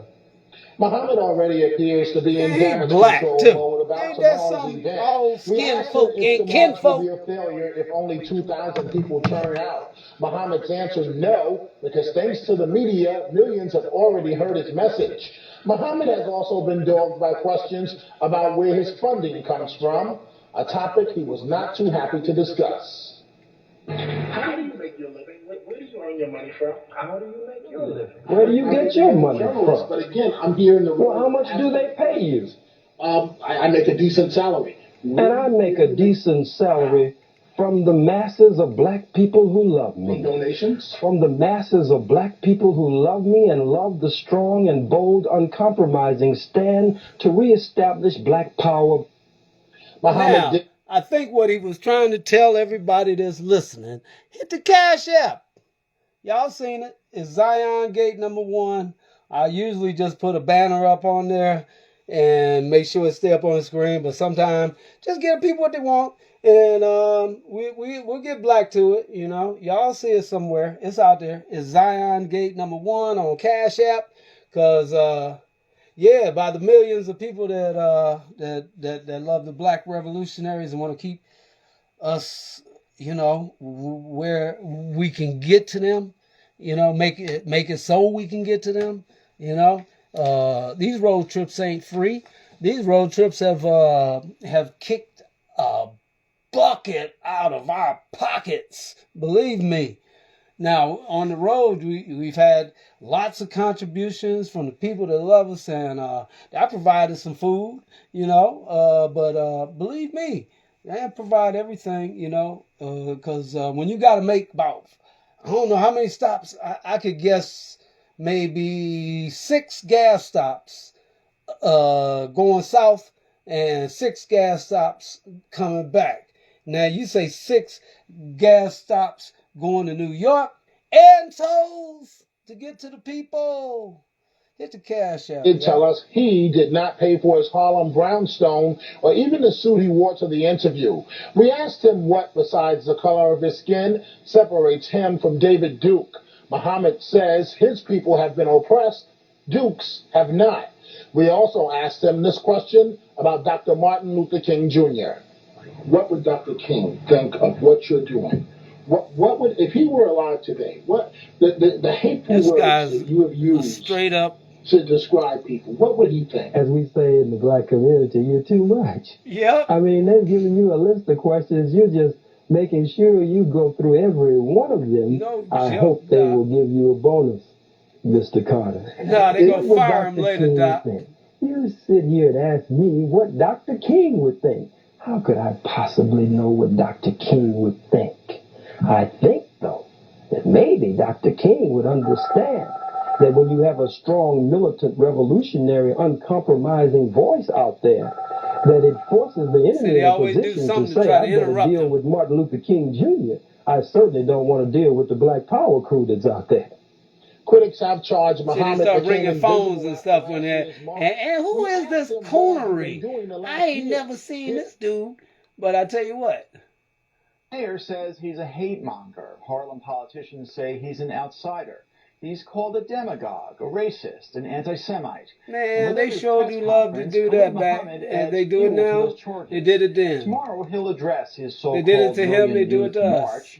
Today, the minister sat down and we're for just trying to get some progress for the black folks. Colleague Dominic Carter. Tonight, we'll bring you that interview. And then later, we'll bring together our Friday Reporters Roundtable. We're trying to get some justice for us. Curtains on this week's winners and losers in the news.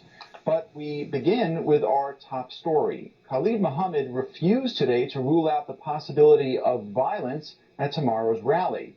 He met up with our camera crew at Amy Ruth's, a restaurant on 116th Street in Harlem.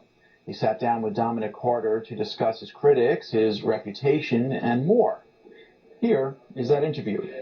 Mr. Khalid Muhammad, we want to thank you very much for joining us here on New York One. Thank you, Brother Dominic. I hope this is an opportunity for you to express your views, but also, frankly, there are some very serious questions that you need to answer. So let me go back to last year's. Oh, he needs to answer them. The first one that was held here. Now, you claim to be a leader in the African American community. Boy, what kind of leader tells a black revolutionary attending a rally in self-defense, if they touch you, take their guns? In other words, what type of real leader advocates violence when there are thousands of young lives at risk? The Bible speaks of the Good Shepherd. And the Bible says that when the wolves attack the sheep, attack the flock, that the Good Shepherd is a responsible shepherd, and that shepherd works indeed to protect the flock from the attacking wolves. I notice you said in your statement that it was a statement in self-defense, and certainly in the Second Circuit Court and the Court of Appeals, Judge Chin and the higher court determined that my words were indeed words spoken in self-defense and self-defense only. But what kind of leader uses those words when there are people's lives at risk? A strong leader, a bold leader, an uncompromising leader. And then the type of leader that as soon as the stuff hits the fan, he leaves. Well, you know that I didn't leave, but you are playing the devil's advocate, as you do so often. You're sitting here in the place of the white man, saying what the white man wants you to say. You've seen in the newspapers, in the Post, in the Daily News, me in the middle of the police and the security holding me back. It was impossible to leave. I've even heard the lie that I left in a white Mercedes-Benz, which was early in the morning at 9 a.m. when I went to Federal Express. The police froze all vehicles behind the stage. No vehicle was allowed to leave that day. And as I faced the Klan and police in Jasper, Texas, after they had dragged our brother to his death, that is the way I faced them that day. And it is a propaganda scheme to say that I turned heels and ran, and I understand it's up to you to make sure that that gets out. But let me backtrack for 1 second. You started with, I'm here in the white man's shoes, and I guess you're headed with the Uncle Tom. Do you work for New York One? I do work. Are you being paid for this interview? But do you get a check, sir? Is that the best shot that you have, the Uncle Tom line? I didn't call you Uncle Tom, but you said it better than it could be said. You are here indeed. I believe you are a professional, but I do also believe that as a professional, you have a job, you have a duty. And I don't believe that you are a reporter first in the way that you have presented yourself to the community, a reporter who reports fairly. I believe that before being a reporter, you shouldn't be a reporter first. You are not a reporter first. You should be black first. With the responsibility. What kind of reporter would sit up and keep telling lies? What kind of reporter would try to confuse his people for a paycheck? Well, can you answer that, sir? Again, I'm here to ask the question. But can you answer that? Again, one other question. Will you answer that, sir? Minister, I'm not here to answer the question. What kind of I'm here reporter would ask the question. Put out false reports, sir? I don't put out false. I love you, but don't do this, brother. Be a strong y'all reporter. Better share this Be live. a revolutionary reporter. It was Paul People over there Robeson on who said YouTube the don't battlefield even know is we over everywhere. here having a And so good old time, right? On the battlefield at New York One. Police made the move last year to shut down the generator. But you had to know, you're a very smart man, that the city was not going to let you go 1 minute past 4 o'clock. Can one reasonably conclude that you were looking to spark an incident, possibly to spark a riot? Emphatically no, sir. I was not. And I appreciate the credit that you have given me. But I did indeed believe that there would be flexibility at the end of the rally because they had promised flexibility. And they had said that there would not be strict adherence to the 4 o'clock. So as you know, and I've heard you say, I had finished speaking. The police attacked an otherwise peaceful rally that had already concluded as I told our people to go on home in love and unity to their families. So I guess to some degree, sir, I did not believe that they would attack at 4 o'clock or 4:01 in answer to your question. Are you going to honor the 4 p.m. deadline tomorrow? Indeed, I will honor the 4 p.m. deadline on tomorrow. Are you willing to vow that you or your supporters will not call for violence tomorrow under any circumstance? No, sir, I am not. We believe that by the grace and the power of Almighty God and our ancestors, that we have a God-given right. We have a human right, and according to white constitutional law, we also have, according to white constitution, a constitutional right to believe in peace if possible, but violence when necessary. Everything in nature, sir, will defend itself. We should not be the aggressor. We should not be provocative, but we should defend our men, our women, our children, and our elders, as Judge Chin said, in self-defense. So you're telling me here now that you're not ruling out the possibility of violence tomorrow? I honestly do not believe, Brother Dominique, as hard as you attempt in your weak manner to press, I honestly do not believe that there will be any violence tomorrow whatsoever. As we present the Million Youth March 1999 7-point program of action, as we present that program to the masses of our people, to the indigenous people called the Latinos and called the Dominicans and the Cubans and the Puerto Ricans and the Red Indians or other indigenous people who will come to join in with us. And I hope you will be there. I will be there. Not just as a reporter, but as a black brother. I will be there in the role solely of a journalist. I want to talk. But black also, right? I want to talk. But you will be there as a black man, won't you? I'll be there in the role of a journalist. Oh, Yeah. as a journalist? How about I'm that? interested. Oh, Brother Dominique, He's one of them haters. He hates his own self, y'all. Somewhat a mystery. I believe you own a brownstone on Stravers Road here in Harlem. You don't believe He hates his own mama and daddy, In y'all. Harlem. Where else do you live? Do you have a residence in New Jersey? No, sir, I do not. Only. You know that if I had a residence in New Jersey, it would be back on the front page of the New York Post or Daily News, as they put right after my assassination attempt, put the picture of the building I was living in and a map in case someone got lost on their way to my door. Okay, well, that raises a very legitimate point. How can you claim to attack whites and you were living in New Jersey in a building predominantly? Sir, I live in New York, and it's white.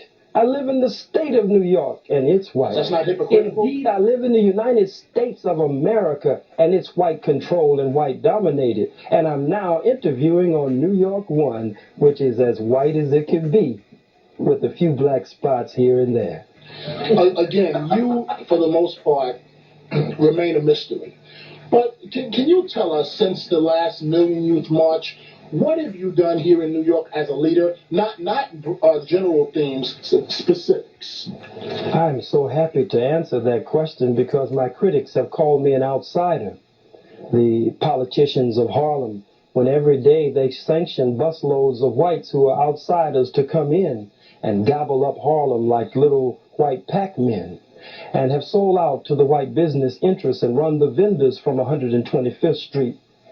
I must say to you that we have been working throughout the entire year with the black men's movement against crack, going door to door and street by street and block by block in the black community. That's not what I just started doing, my dear brother. That is what I've been doing all of my adult life and some of my young life as a teen, in addition to our anti-drug program. We're working to set up the free food program, only giving out food now and having free food programs here and there, but intending to lay the base from this mass mobilization, as Brother Kwame Ture taught us before he went on to the ancestors, now mass organization, free food program, feed the multitudes over the past year. We have done street patrols called crime units. Been feeding the poor over the past year here in New York City? My dear brother, sir, we have been doing that. That brings up another event. And working with political prisoners that most talk about or read about. We have direct contact with them, speaking to them by telephone and in person as we go in and out visiting them and fighting for those who are on death row unjustly. Brother Gary Graham, Brother Mumia Abu Jamal, and many others of the political prisoners who are locked down. I'm not such a mystery. Black people in the black community have known me for a long time, and in the hip-hop community. But in a sense, the white man and you, to some degree, I don't believe you're really with them to that degree, are like Columbus. You're just discovering me just a few days ago. Well, that brings up another good point. How do you make your living? Where do you earn your money from? How do you make your living? Where do you get your money from? But again, I'm here in the... Well, how much do they pay you?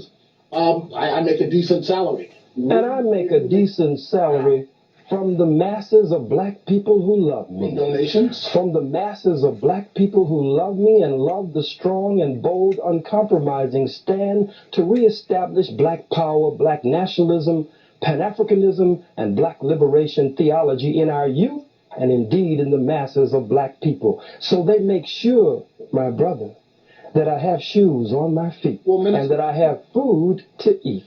You've lashed out at some of my colleagues in the press, but if you've done any research about me, you would know that I don't back down easily. So let me try it again. That's why I want you to be a comrade in the struggle, because you're not a back down man. We need you, brother. Answer the question. The black nation needs you. Where do you earn your living from? Specifically from the masses of the people, as the pastor of the church, as the clergy of the church. As the clergy of the church, I have been wanting to be a minister since I was yay high. And I am still the Church of Black Liberation Theology. And so are you paid a salary? I'm paid not only a salary, an expense account so that I can travel. So many people, as we do with ministers in every denomination, the suit that is on my back now was given to me. Some businesses in the black community throughout America help support us. Brother, we have so much love and so much support. I almost said you would be surprised, but some of this you already know, but I understand you have to do it like that.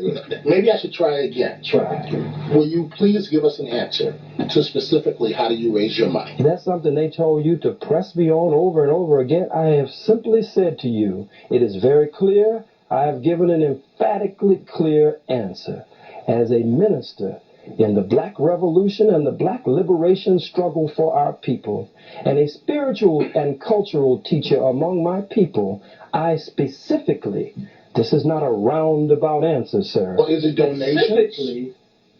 If someone gives you a suit, sir, that's a gift. It's a donation. If they give you clothes, even the house I live in was paid for by someone else, as God is my witness. Was it paid for by the Nation of Islam? No, sir, it was not. But the Nation of Islam has indeed been my foundation, and what I have learned from the Most Honorable Elijah Muhammad's teachings and the Honorable Minister Louis Farrakhan is what gives me my base today and gives me my grace today by God's permission. Minister Muhammad, how does all the anti-Semitic talk lift up black people? I don't understand, sir, what you mean by anti-Semitic you know talk. Exactly I don't know what you mean. When I say anti-Semitic talk, and I don't want to repeat the comments that you've made in some of then you don't want to ask me the question. About the cracker comments, the comments constantly about Jews keeping blacks down. Let's look at that, sir, if you will. When I say, Brother Dominique, the cracker is a term of white origin. It is not a black term. And it is a term that has both a literal meaning and a figurative meaning. It means the cracker who cracks the whip or the whips with the old cat o' nine tails from chattel slavery. But it also indeed means one who cracks a whip today.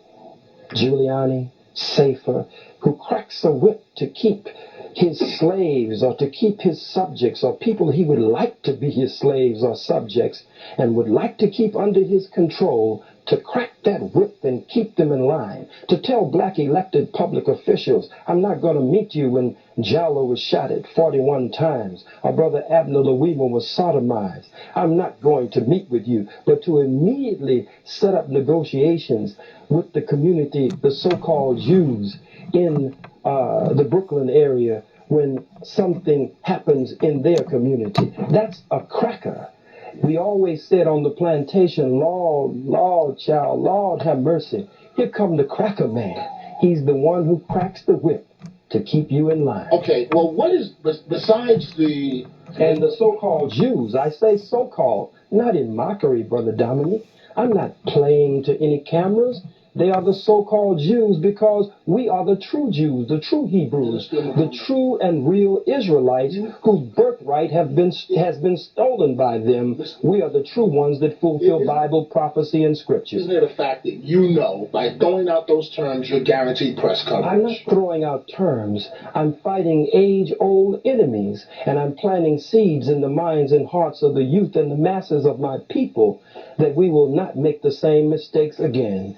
As they say in the so-called Jewish community, never again, never again. What happened in your life that gave you your personal experience, your perspective on Jews in your lifetime?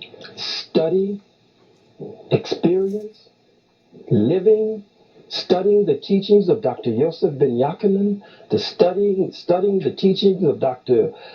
John Henry Clark, studying the Most Honorable Elijah Muhammad, Minister Malcolm X, the Honorable Marcus Mosiah Garvey, and the Honorable Minister Louis Farrakhan, Dr. Barashango, and Browder, and claiming fair use. 107 on this material, and even studying for the book educational called broadcasting purposes, between blacks and Jews, a book that just historical, so-called Jew historians and scholars. People got historical amnesia. I'm just here to wake you up. A Jewish friend? No, sir, I do not have a Jewish friend. I am the black Jew. I am the black Hebrew. I am a member of the family of the black Hebrew Israelites. But if you're asking me, do I have a white so-called Jew friend who is not in that line of Semites, so I can't be anti-Semitic? Did you know that there are Semites in Africa? Did you know that there are Semites in Asia? That there are some Semites so black until they're blue black, purple black, and beautiful? These are people using a political term, anti-Semitism, when it's really anti-Kemetism and anti-black program. Let me ask you this, and maybe you'll answer it and not attack me, but let me try this. I haven't attacked you, brother. The Uncle Tom. I didn't call you an Uncle Tom. You haven't used it yet. But well, why accuse me of something I haven't done? Okay. You're just like they are in that instance, but you're not like that in other ways. Well, here's the question. Besides the fact that you're an African American, what is the difference between you and David Duke? The difference? Oh, that's a good question. No one has enslaved David Duke's people for over 400 years. David Duke's people, the white people, have not been in slavery under us, chattel slavery. David Duke's people, the white people, have not been robbed of their names, their language, their religion, their culture, their God, their folkways, their mores, their norms, and indeed robbed of the very power of their own being. So David Duke's people are in power. My people have experienced an African Holocaust, genocide, and we're being set upon and seized upon on a daily and consistent basis. One of the 7 points is reparations, 7 points of action to go after reparations for black people, fighting police brutality and harassment and the murder of our people. David Duke's people don't experience that. There is no comparison. But critics will say he spreads hate, and so do you. Sir, I can't be responsible for what the critics say. I can only be responsible for the actual facts. Well, let me talk about Mayor Giuliani for 1 second. You described him as a cracker. You did it last year. You do it this year. But frankly, and you say you're a leader in the black community. I didn't say that, sir. You said I'm a leader in the black community. Why are you giving me words here today? Hasn't Rudy Giuliani... Did I say I'm a leader in the black community, sir? You have. Did I say I'm a leader in the black community, sir? You claim to be. I've never said that, sir. But can you answer the question? That's why I want you to base your on a false premise as you do when I'm not present. Well, I'm here today. When you hold a Million Youth March and you say you're going to have 50,000 people, as you did last year. And we did have 50,000 I'm here this time. You know we didn't have 6,000 people. And you follow what the city says? You parrot what Giuliani and Safer say? I don't parrot what anyone says. Well, where did you get the 6,000 figure? I make my own observation. But you just told me the city said it. Now you say you got it from your own observation. Now, which one is actually true, Mr. Dominique Carter? What's actually true is I make my own observations from looking from up to down. And you saw only 6,000 people, sir? I didn't say what I saw. How many did you see, sir? But see, this is very interesting. Brother, we love you. Don't do that. Let's hurry and get to your question. My question is, you criticize Mr. Giuliani, but isn't the fact of the matter, Mr. Giuliani has done much more for Harlem than you ever have? I would have to say that that's not only incorrect from my perspective, but there are many, many, many black people, you perhaps from your seat and however big or little your check is may not be able to say it, but there are many black people who would have to disagree with you, sir. Well, from building up 125th Street. He tore down 125th Street. He's brought in white merchants, white commercial interests who are biting up Harlem. Isn't the Excuse me, sir. to have jobs? But if you are like Giuliani and your political platform is based on from welfare to work, and looks like it's from welfare to farewell to black people, then you would work hard to make sure that black people can set up their own businesses, since you are supposed to be, according to this white politics, the mayor of all of the people.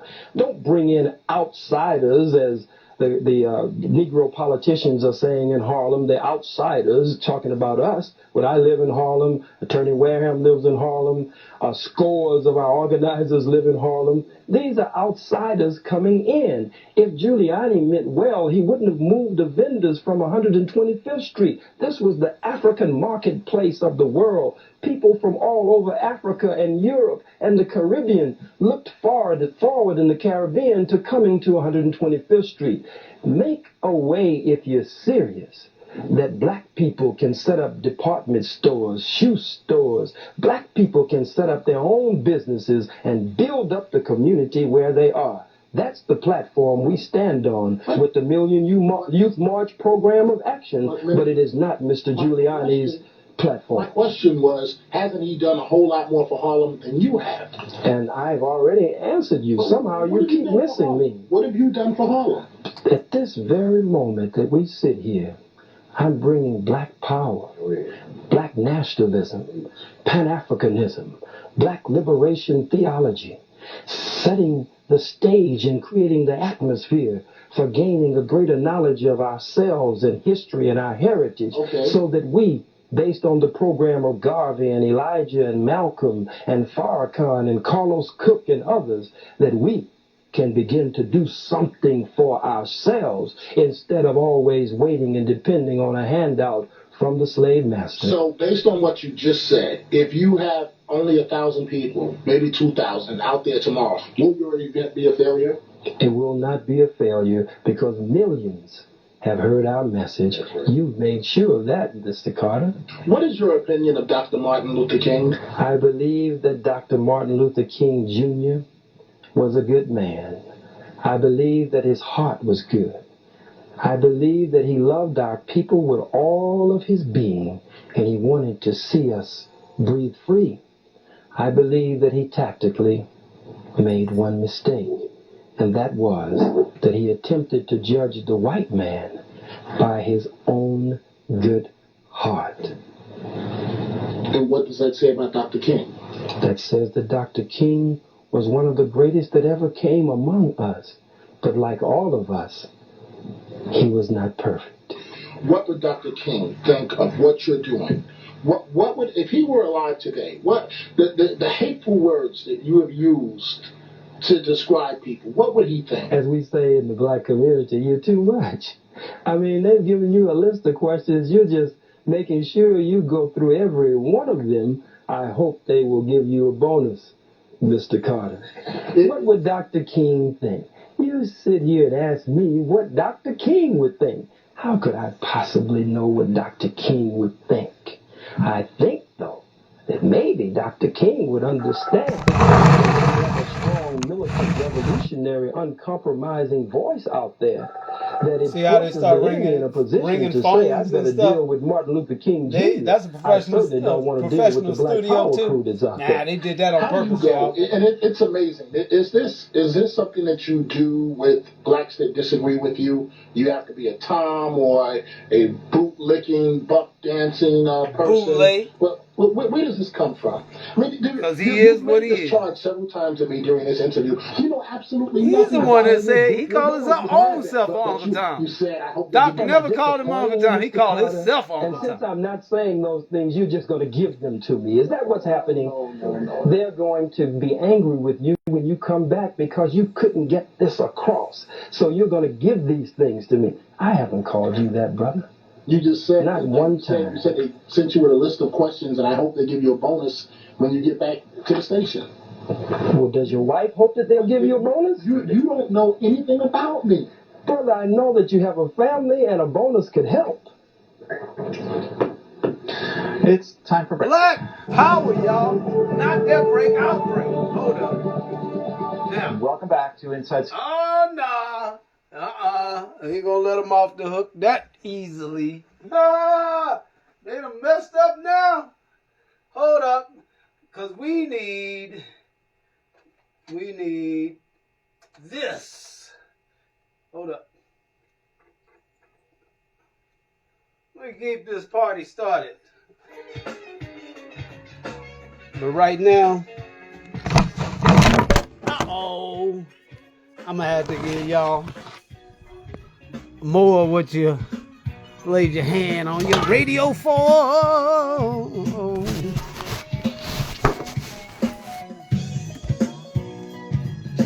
Black power.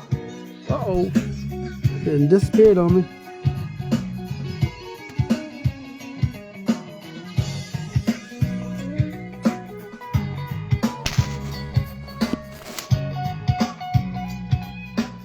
Earth Sky Band. Thought y'all like to hear something mellow.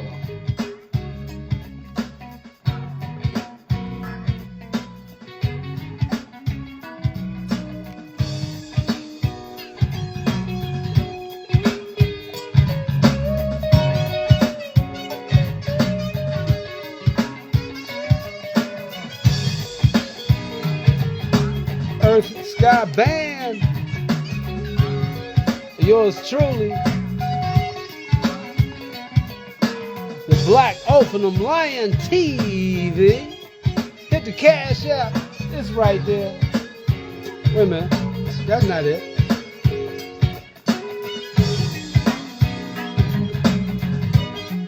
Make sure y'all get the message and not the messes.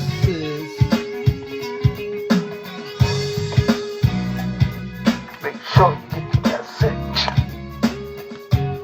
Not the messes.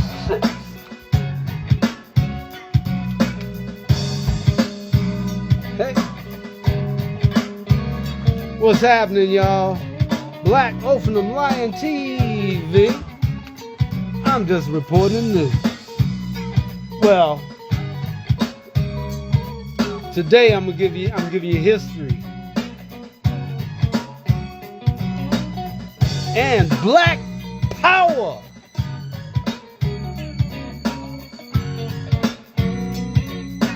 And we're gonna keep it funky while we're doing it too. Saturday we're gonna party. I should have been gone a while, but I'm gonna keep it going till you know what they say. Getting it on till the break of dawn.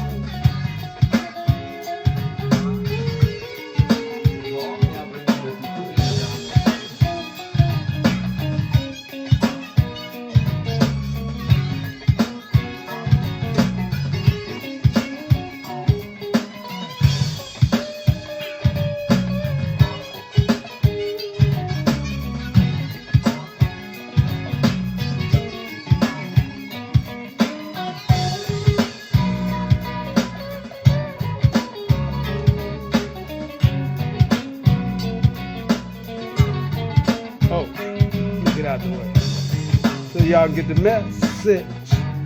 Huh. Not the message.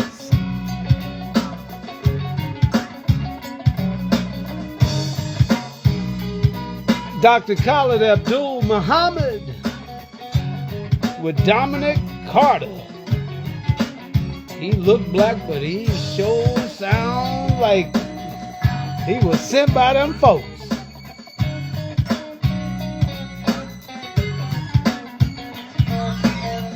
I am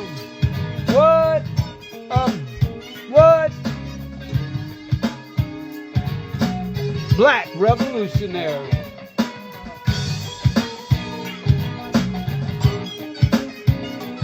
Repeat after me. I am a black revolutionary, not a happy slave.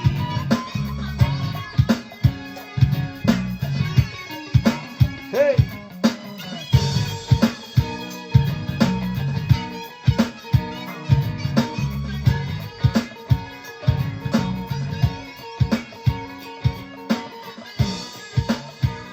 Earth Sky Band, y'all. And we own the right to our music. So we ain't got to worry about that. And we claiming fair use on these documentaries because that's history. It's for educational purposes. The historical amnesia. We will not be having it up in here. We will not have historical amnesia up in this joint. Hell no. Oh, by the way, share the broadcast. We're talking about Max Truck. Tell them, say, look here, man. See, y'all think y'all got it going on because y'all got people sitting down on couches talking. Man, talking that. And we walking. Black boots on the ground. Yeah. People walking that. Black boots on the ground. We're talking about black boots on the ground. Losing our minds.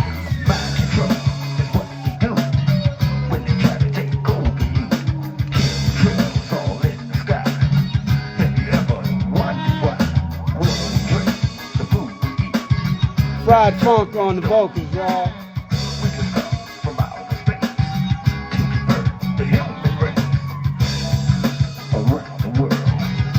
Earth Sky Band.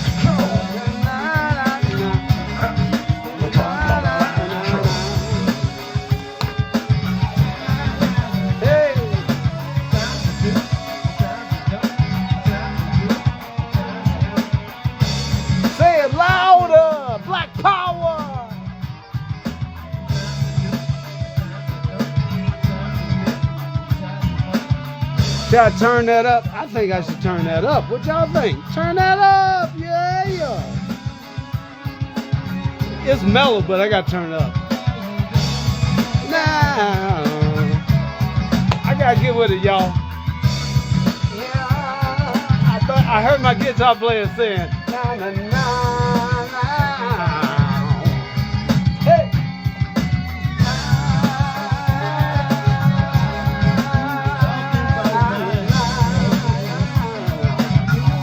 Just gonna do some background vocals.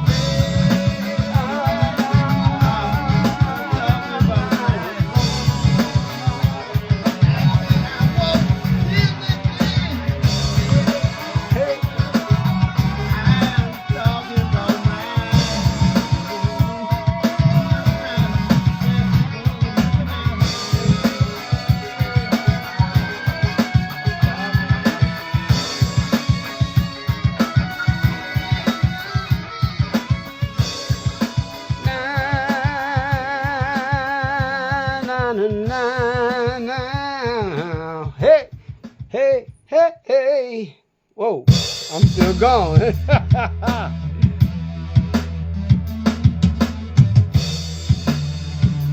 sounds like me on keyboard right there.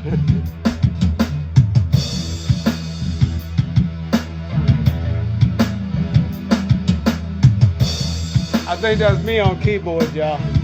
But then again, it could be Funky George, but he's just too funky. You know when it's him. Ron Rainbow, y'all. Guitar.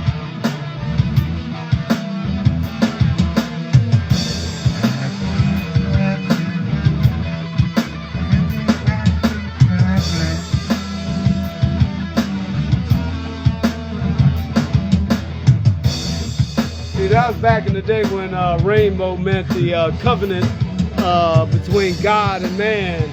They wasn't going to destroy us with water no more. Because next time it's coming with fire. Burn Babylon. Hey. Wait a minute. Say fire. Burn Babylon. Hey. No more water next time from the fire. And we got fire coming down, y'all. I think we got some dragons up there for real. I mean, it's just my personal opinion. I think some dragons up there.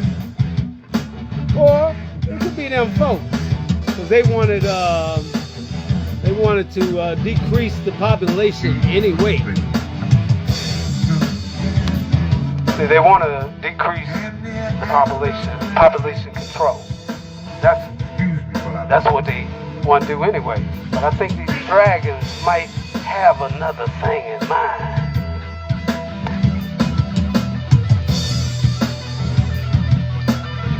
You dig?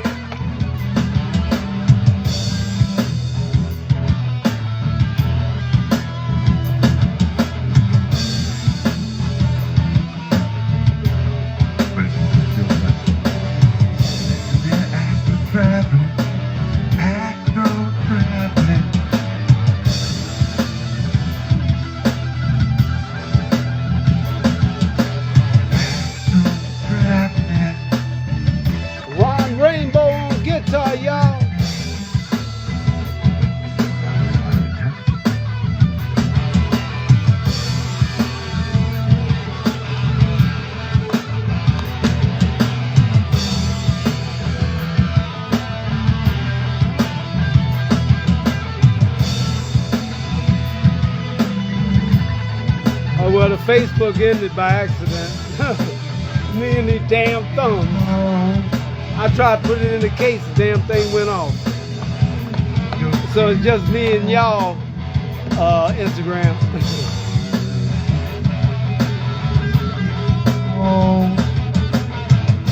Maybe it was time for it to go off anyway. Because I'll give them more what they laid their hand on that radio for tonight. Share this broadcast.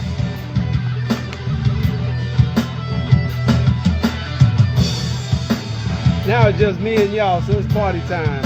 We'll turn that joint up. As a matter of fact,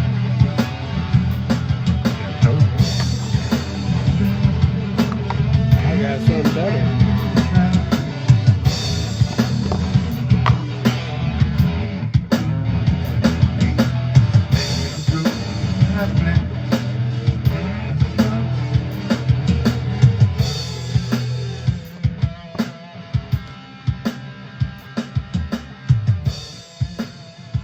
Tell me I ain't got the funkiest band on the planet. Huh? See, one thing about me is I don't like to play the same thing twice. Every time you come up in this joint, you're going to get some new music. You be like, wait a minute. See, there was some hardcore jolly shit last time. And now this time they on some funky molasses shit. Oops. I said skit. Just in case y'all got it twisted. On that funky molasses skit. Don't get it twisted. At the end,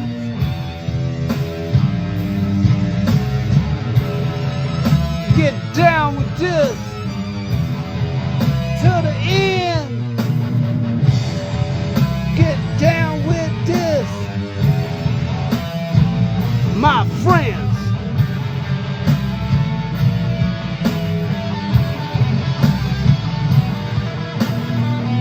I hope y'all like the love the funkiest band on the planet. Make this shit blow up. Share it.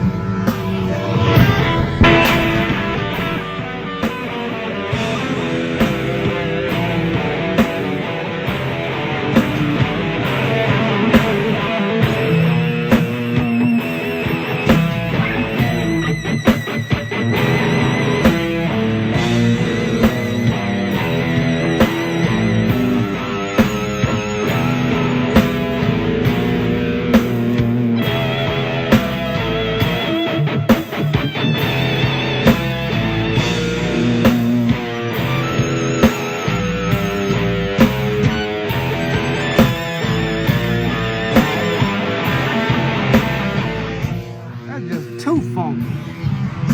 I mean, y'all ever heard of too funky? That's just too funky. Woo! Take the brakes off. Put it in neutral. Going down the hill, 100 miles an hour. Get the cash out. Jake brake. Woo!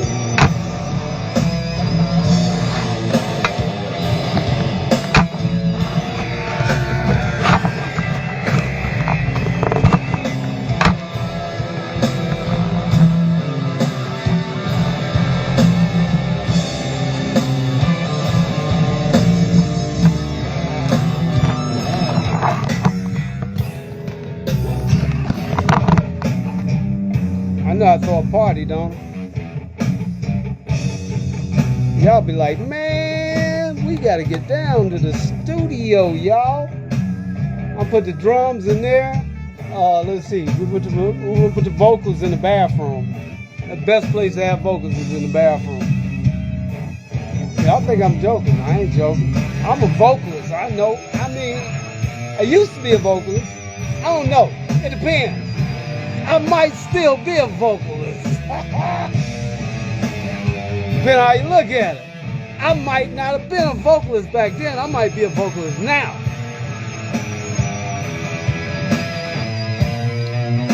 It's sort of like riding a bike.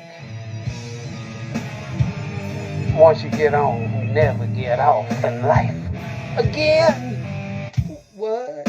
Uh-oh. I'm on some freestyle stuff tonight. But back to Dr. Khalid Abdul Muhammad. Because we ain't going to give y'all too much of the funk. You'll get lost in that sauce. I ain't joking. So, where were we? Let me get back to that guy. He must have been out of his mind. He thought, man, I don't know what this guy, he was sure enough getting paid for that interview. So let's get black to it. Unfortunately, I lost Facebook. I mean, Facebook. I mean, y'all know what I mean. It's kind of fake over there sometimes. Now, did that go upside down? No, it's all good. The Japanese were paid reparations. The people who were called Jews were paid reparations.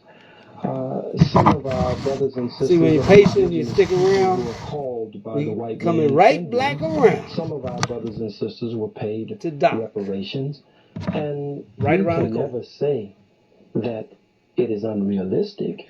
It is a goal. It is a platform. It is a just demand against our oppressors and those who indeed owe us to repair the damage. So, because you feel that it is unrealistic is not reason enough that the youth would take it from the 7-point program of action. Can you go through the 7 points quickly? Please allow me to do that. I thank you. Number 1, the program of action for the Million Youth March 1999 is to end police murder and brutality and the harassment of our people. Point number 2, self-defense of the black community, to build the people's militia as a self-defense unit as the Constitution of white America allows for. Number 3, control of the politics and economics in our communities, build independent political, social, and financial institutions in our community. All realistic goals. Number 4, build independent schools, black liberation schools, community control schools, alternative schools, where we can train and teach our children a proper knowledge of self and education that will lead to a brighter future. One of our sub-themes of the march is saving our youth, securing our future. Black power into the year 2000 is the main one. Number 5, reparations for the descendants of African people enslaved in the United States of America, we have just touched. Number 6, free all political prisoners and prisoners of war. And number 7, self-determination for the black nation. 40 million Africans inside the United States are an oppressed and colonized nation, and our struggle, the youth say, and we back them up 100%, and it is our struggle also, is for national liberation. What type of leader identifies an elected official, a council member, yes, sir, and then has his followers, or his followers then follows that individual for several blocks, and the elected official, Bill Perkins, Councilman Perkins, feels threatened? I'm glad that they gave you the right questions. We never did that. That is why District Attorney Morgenthau could not indict me. That is why no warrant was issued. That is why in all of the clips that were played initially, Councilman Perkins called for my arrest. But you see me in none of the clips. I didn't tell anyone, go get him, go do this. And all of those who are around him, all of them, just a second, all of them who are around him are his own supporters, and they're the ones jostling him and moving him. Not one of the brothers or sisters, the youth that I watched from across the street, ever touched him. Not one of them ever threatened him. But in the tradition of Harlem, as we always have done in Harlem, they did ask him why this and why that and how come you this and how come you that. I think it was a good exchange. There is no need for the councilman to fear any violence or physical harm from us. But we are going to send the councilman home come election time so he can watch the activities of Harlem from the television set comfortably at home. What do you say to those that say you are nothing more than a con man? I would say that I am gaining, by the grace of God, the confidence of my people, that they see me as not one who will turn heels on them and run or grab the money as the lie goes out when we played video film after video clip in court. And there is no evidence to support that. I think that I have gained to a great degree their confidence. And we were in what is called the Latino community, and they shouted in the streets, chanting when we went through and when we stopped to greet them. I have gained the confidence of our people, and God is increasing that confidence on a daily and consistent basis. But if by that you mean something negative, I have never been that. And it's not in me to be that, sir. Minister Khalid Muhammad, thank you very much for joining us on New York One. Thank you. I hope you get that bonus. Woo! He tore him up, y'all. He had to. Get him. I ain't joking. It was like, man, I haven't seen that much buffoonery in quite some time. I mean, hey. So, let's say, I'll give y'all one last song. Y'all get the Cash App to the Zion Gate #1. Have some fun the rest of the night. Be good to each other. And watch out for each other. There will be no more George Floyd type activity.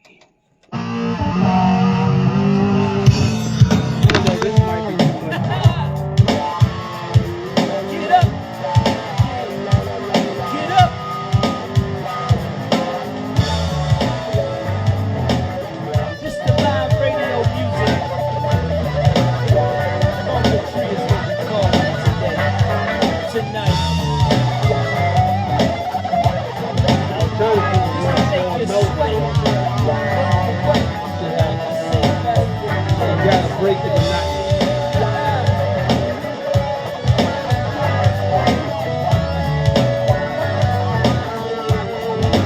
It's still pumping. This is my life. This is how I live it. Hope that you feel it. This is the business.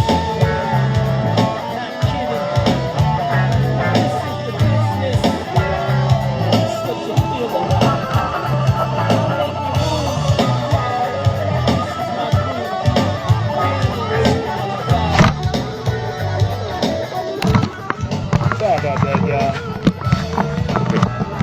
Somebody probably when they grabbed their TV or something. They probably thought their TV was falling off the shelf. I bet somebody did just like this here. They went to grab it. No, it's like virtual reality.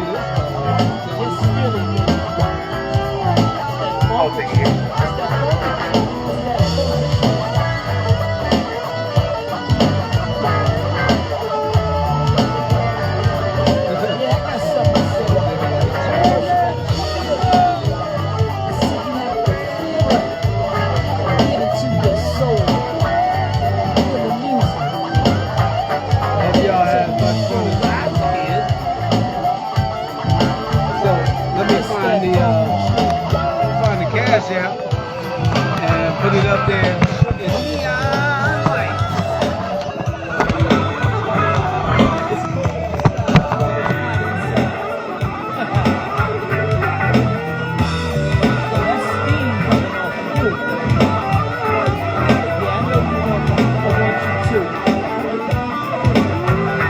Get into my vibe, my life. This is how I live it. Each word written is ugly. These streets love me.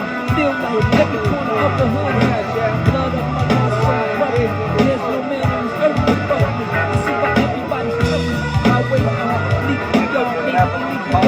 One of the big engines filling with diesel. Everything is get your fantastic and lock it. Remember something, yo. The best meal for all. Don't think these states in the car.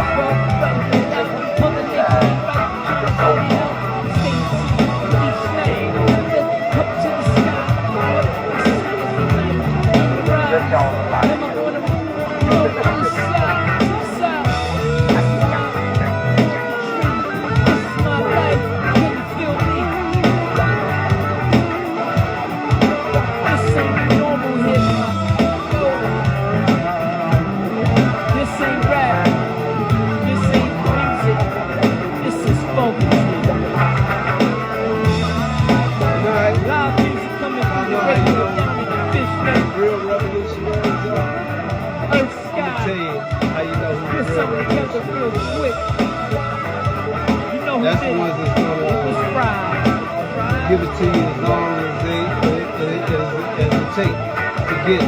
As long as it takes to get the message, you know.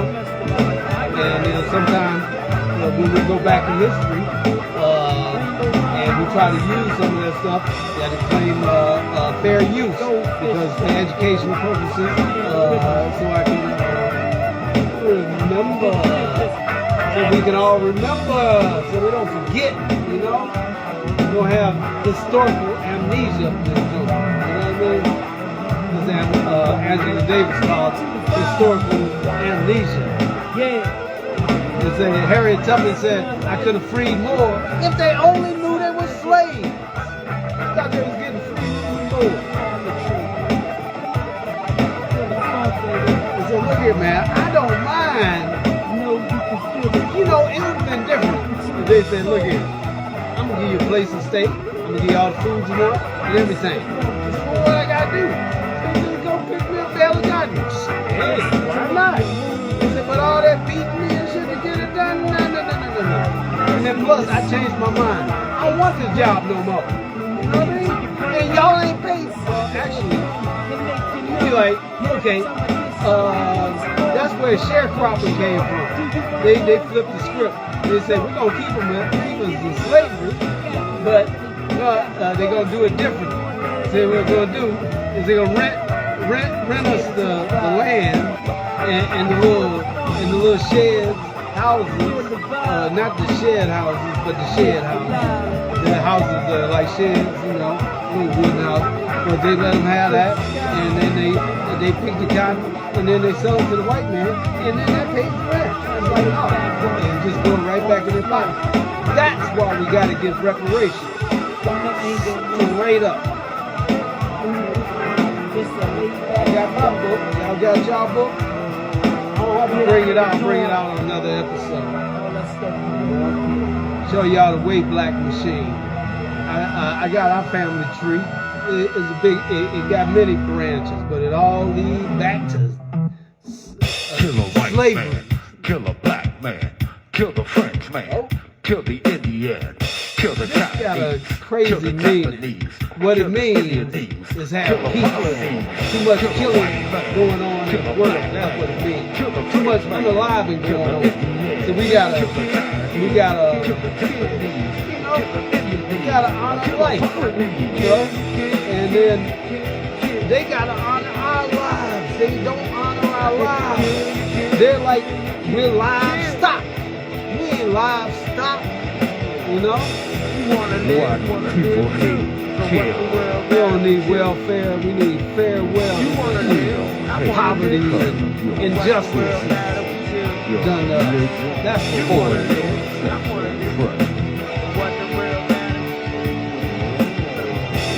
Your lives matter because all lives matter. Because if it wasn't all lives matter, to the black man, to the French man, because if it wasn't all lives matter, to the Japanese, to the Vietnamese, because if it wasn't all lives, to the white man, to the black man, to the French man, because if it wasn't all lives, to the Chinese, to the Japanese, what the world needs, to the Polynesians.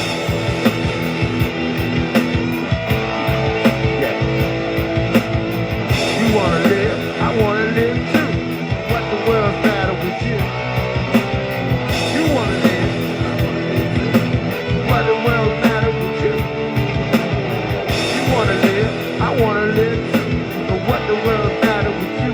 Cause if it wasn't all lives matter, kill the black man, kill the French man, kill the Indian, kill the Chinese, kill the Japanese, kill the Vietnamese, kill the Polynesians, kill the white man, kill the black man, kill the French man, kill the Indian, kill the Chinese, kill the Japanese, kill the Vietnamese, kill the Polynesians. Hit the Cash App, capital Z on that Zion Gate. You wanna live, I wanna live too. So what the world matter with you? You wanna live, I wanna live too. So what the world matter with you? You wanna live, I wanna live too. So what the world matter with you? Cause if it wasn't all lives matter, I'll kill the white man, I'll kill the French man, I'll kill the Indian, I'll kill the Chinese, kill the Japanese, what the world matter with you? Kill the Polynesians, kill the white man, kill the black man, kill the French man, kill the Indian, kill the Chinese, kill the Japanese, kill the Vietnamese, kill the Polynesians.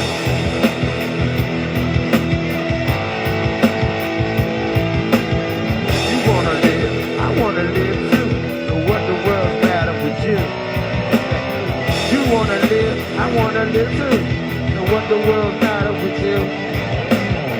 You wanna live, I wanna live too. So what the world matter with you? Cause if it wasn't all lives matter, stop if it didn't matter. So what the world matter with you? Cause if it wasn't all lives matter, stop if it didn't matter. The world matter with you. If it wasn't all lives matter, stop if it didn't matter. What the world matter with you? Cause if it wasn't all lives matter, stop if it didn't matter. What the world matter with you?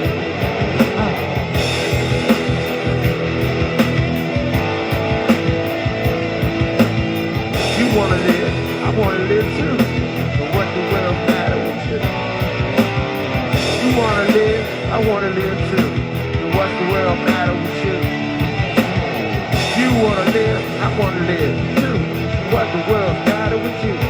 Cause if it wasn't all lives matter, kill the black man, kill the French man, kill the Indian, kill the Chinese, kill the Japanese, kill the Vietnamese, kill the Polynesians, kill the white man, kill the black man, kill the French man, kill the Indian, kill the Chinese, kill the Japanese, kill the Vietnamese, kill the Polynesians.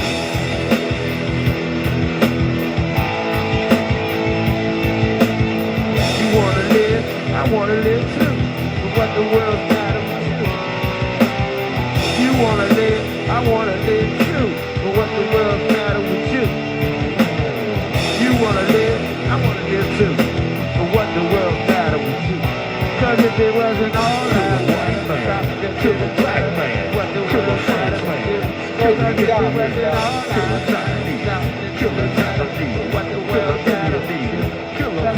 from the black cave.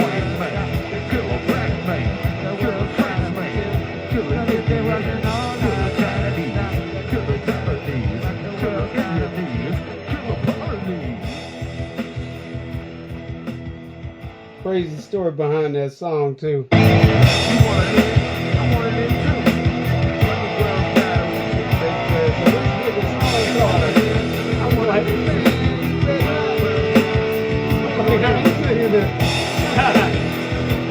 That's why I ain't on it. They say, we'll take Madison out of there. I said, actually make that work. They swear. There you go. From the brain of mad scientists.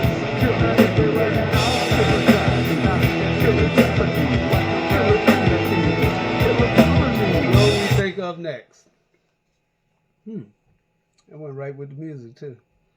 So, with that said, hit this benevolent fund Cash App, Zion Gate #1, and I'll be black. Hopefully Saturday, 8 p.m.